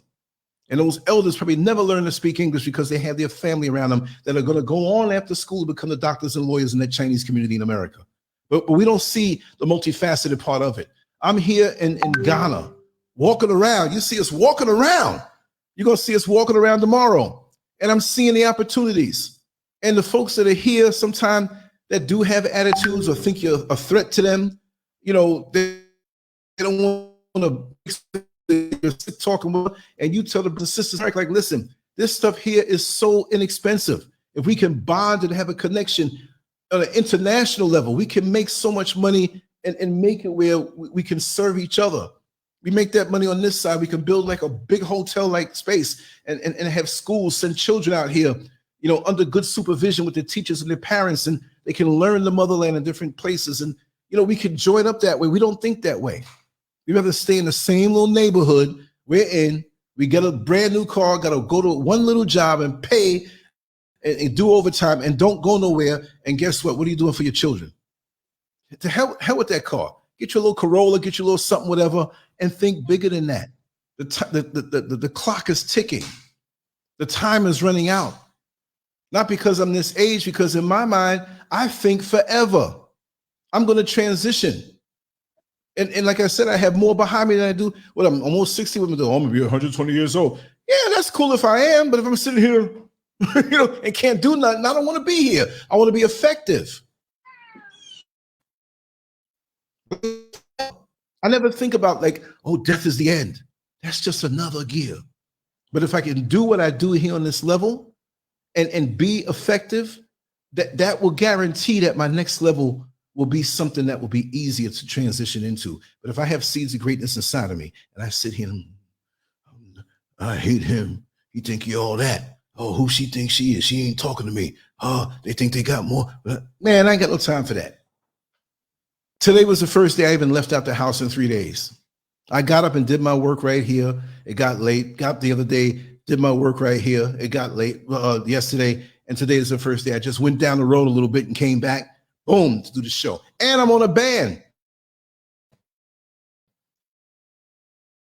For the week, I'm on a band. No, this got to go. Today's work has got to be made. And even if it takes a week for the other channel to see it, it's got to be completed. I can't sit here and do what? Pick my, oh, I got to do something to make things better. That's just the way I am. And anything that I do, work ethic and just having that vision. We need to have vision on what can be. I get excited when I see a blank piece of paper and I have my pen and I'm like, wow, I see what I can do with this. And I do it. And you're like, oh man, that's nice. I saw it already. Even with us improving as a people, we got to see ourselves better. We can't just see what's dished out to us in these freakish fashions, these men dressing. We got to visualize our own integrity in our fashion and how we carry ourselves. So many of our sisters think you got to be hanging out your clothes to be sexy. I've seen some sexy women who are covered from the neck down to the ankle, but they have such sex appeal and integrity mixed in with that you know it's a quality thing. Nobody wants somebody to run up and down the street and you can have them for $2. But it's that mystery and that it's a beautiful thing. So we need sisters like you, Master Glam, to help spread the word. You've experienced life and you know. You know what I mean? We have a certain brush in the picture of life.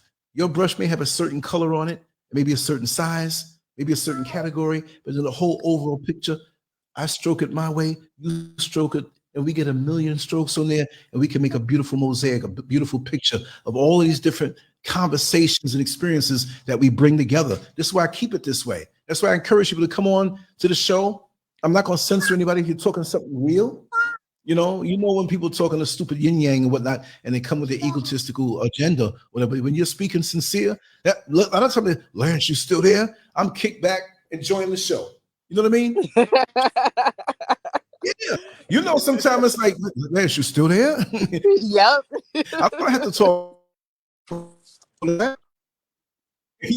Yeah. I got microphones and all kind of recording, so I can pick up and do this stuff all day long.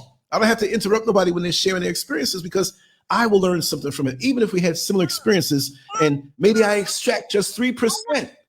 Maybe I might have known already. Yo, I'm gonna let you go, my sister, because I know you want their mommy. You know what I mean? So, you know, you hit me up and let me know whatever you want to talk about or a suggestion for whatever. I'm here. I work with everybody. You know what I mean? Yes. Good people Yes, like we're definitely gonna do some shows. And you tell me. Yeah, you don't have to ask me. I know you good. You tell me. I'm gonna hook it up. I started to actually record some stuff, and I was gonna send it to you. Yeah, you can do that too. The longer the better. The longer the better. Just record it on WhatsApp. You know, swipe it up so your thumb don't start hurting. You know that chick when you're recording and talk away. Talk away. 2-3 hours if you want. I don't care. The longer the better. Yeah, because we need it.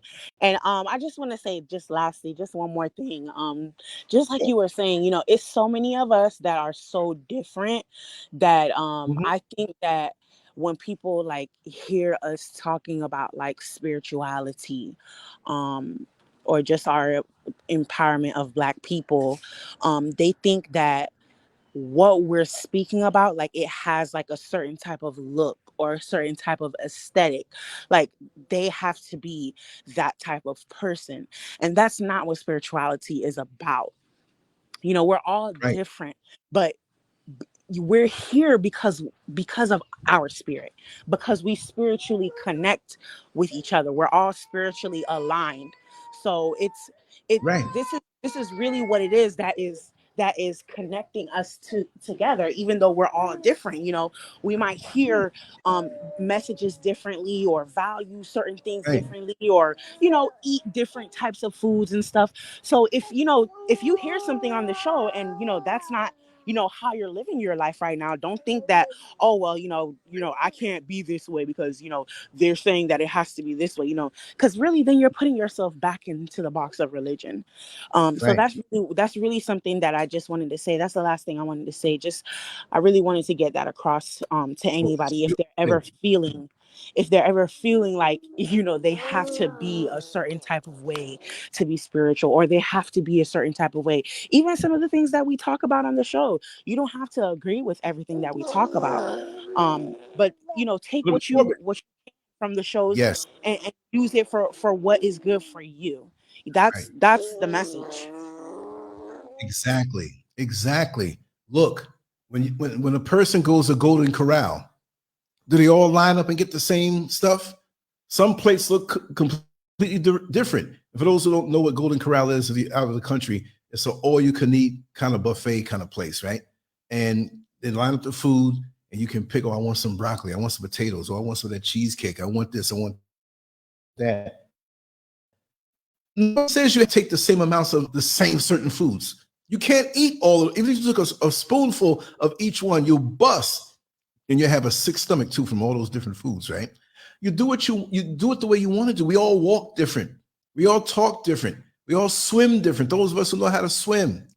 But it's the same overlapping experience according to how we are. We can learn from each other. And like you said, take the parts that you can absorb.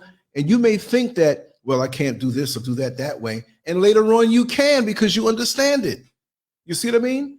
So put it on the shelf and understand that that's their experience, but you can learn from that. The spiritual thing, free flow, all bonds us all together, that frequency. And remember, we're so diverse as a people all over the world, different countries, different cultures, different mentalities coming out of certain things, different traumas, different good things. It's so much. How are we going to get to this same monolithic point after 60, 70, 80 years? Okay, we're all as one. No, it's always going to be different. If I give you a chicken to cook and I cook it, Miss SCURV cook it, it's going to be a different flavor. I might burn mine. I don't know, because I don't know how to cook like that. But all I'm saying is that we're different. Embrace that.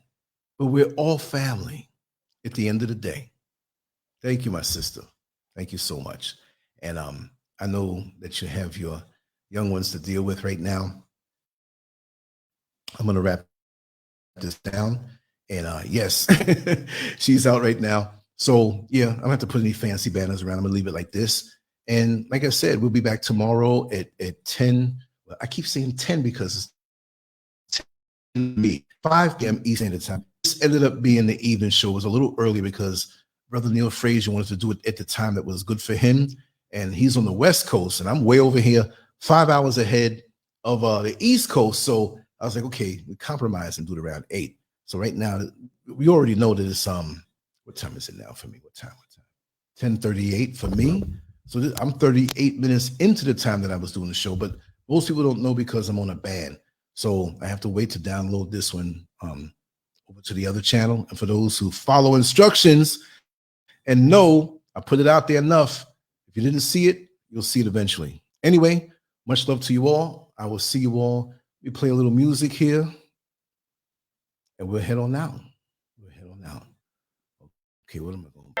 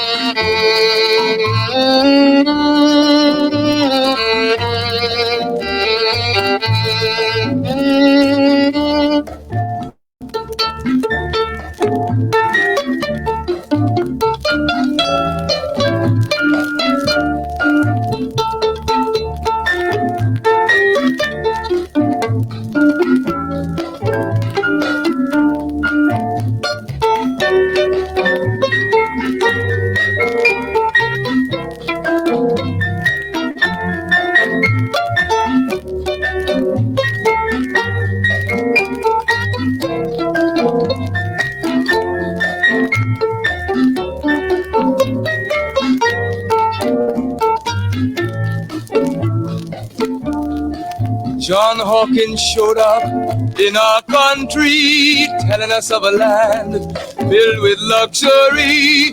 He said, black man, follow me to America.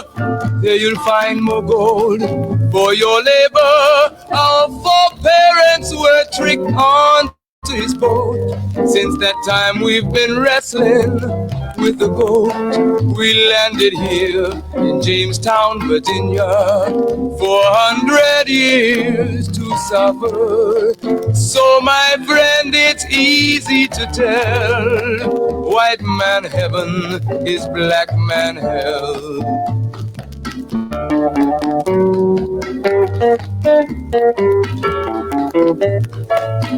When the slave master wanted to have some sport, he would heap on our parents' cruelties of the worst sort.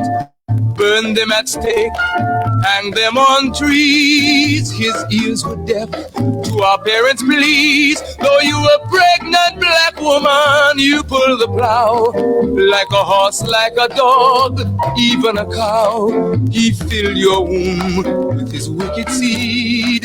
His half-white children you were made to breed. Oh, my friend, it's easy to tell, white man heaven is a black man hell.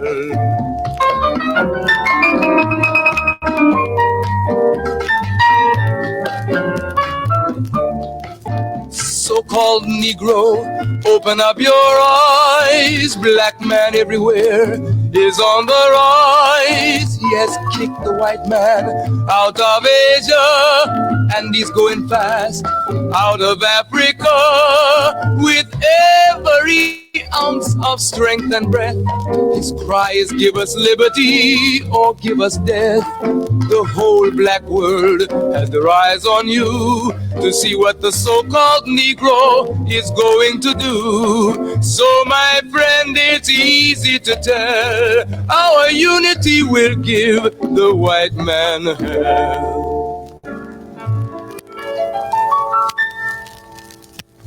God made a promise to Abraham. His seed would be a stranger in a foreign land.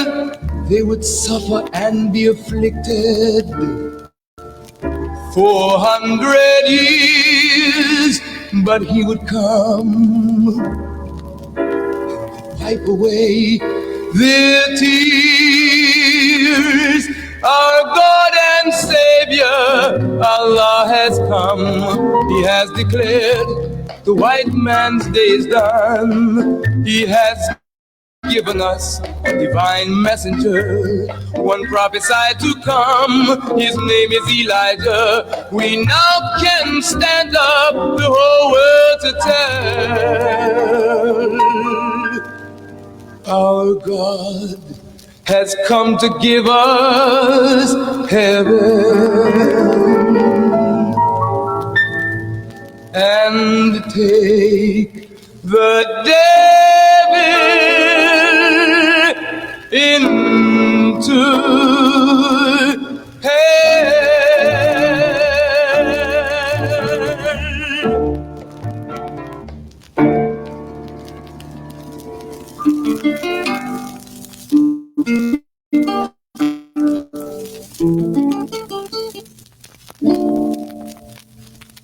Why are we called Negroes? Why are we deaf, dumb, and blind? Why is everybody making progress, yet we seem to be lagging so far behind? Why are we mistreated? Why are we in this condition, stripped of our names, our language, our culture, our God, and our religion? Here in America, all of our religious training has been gotten by the preacher.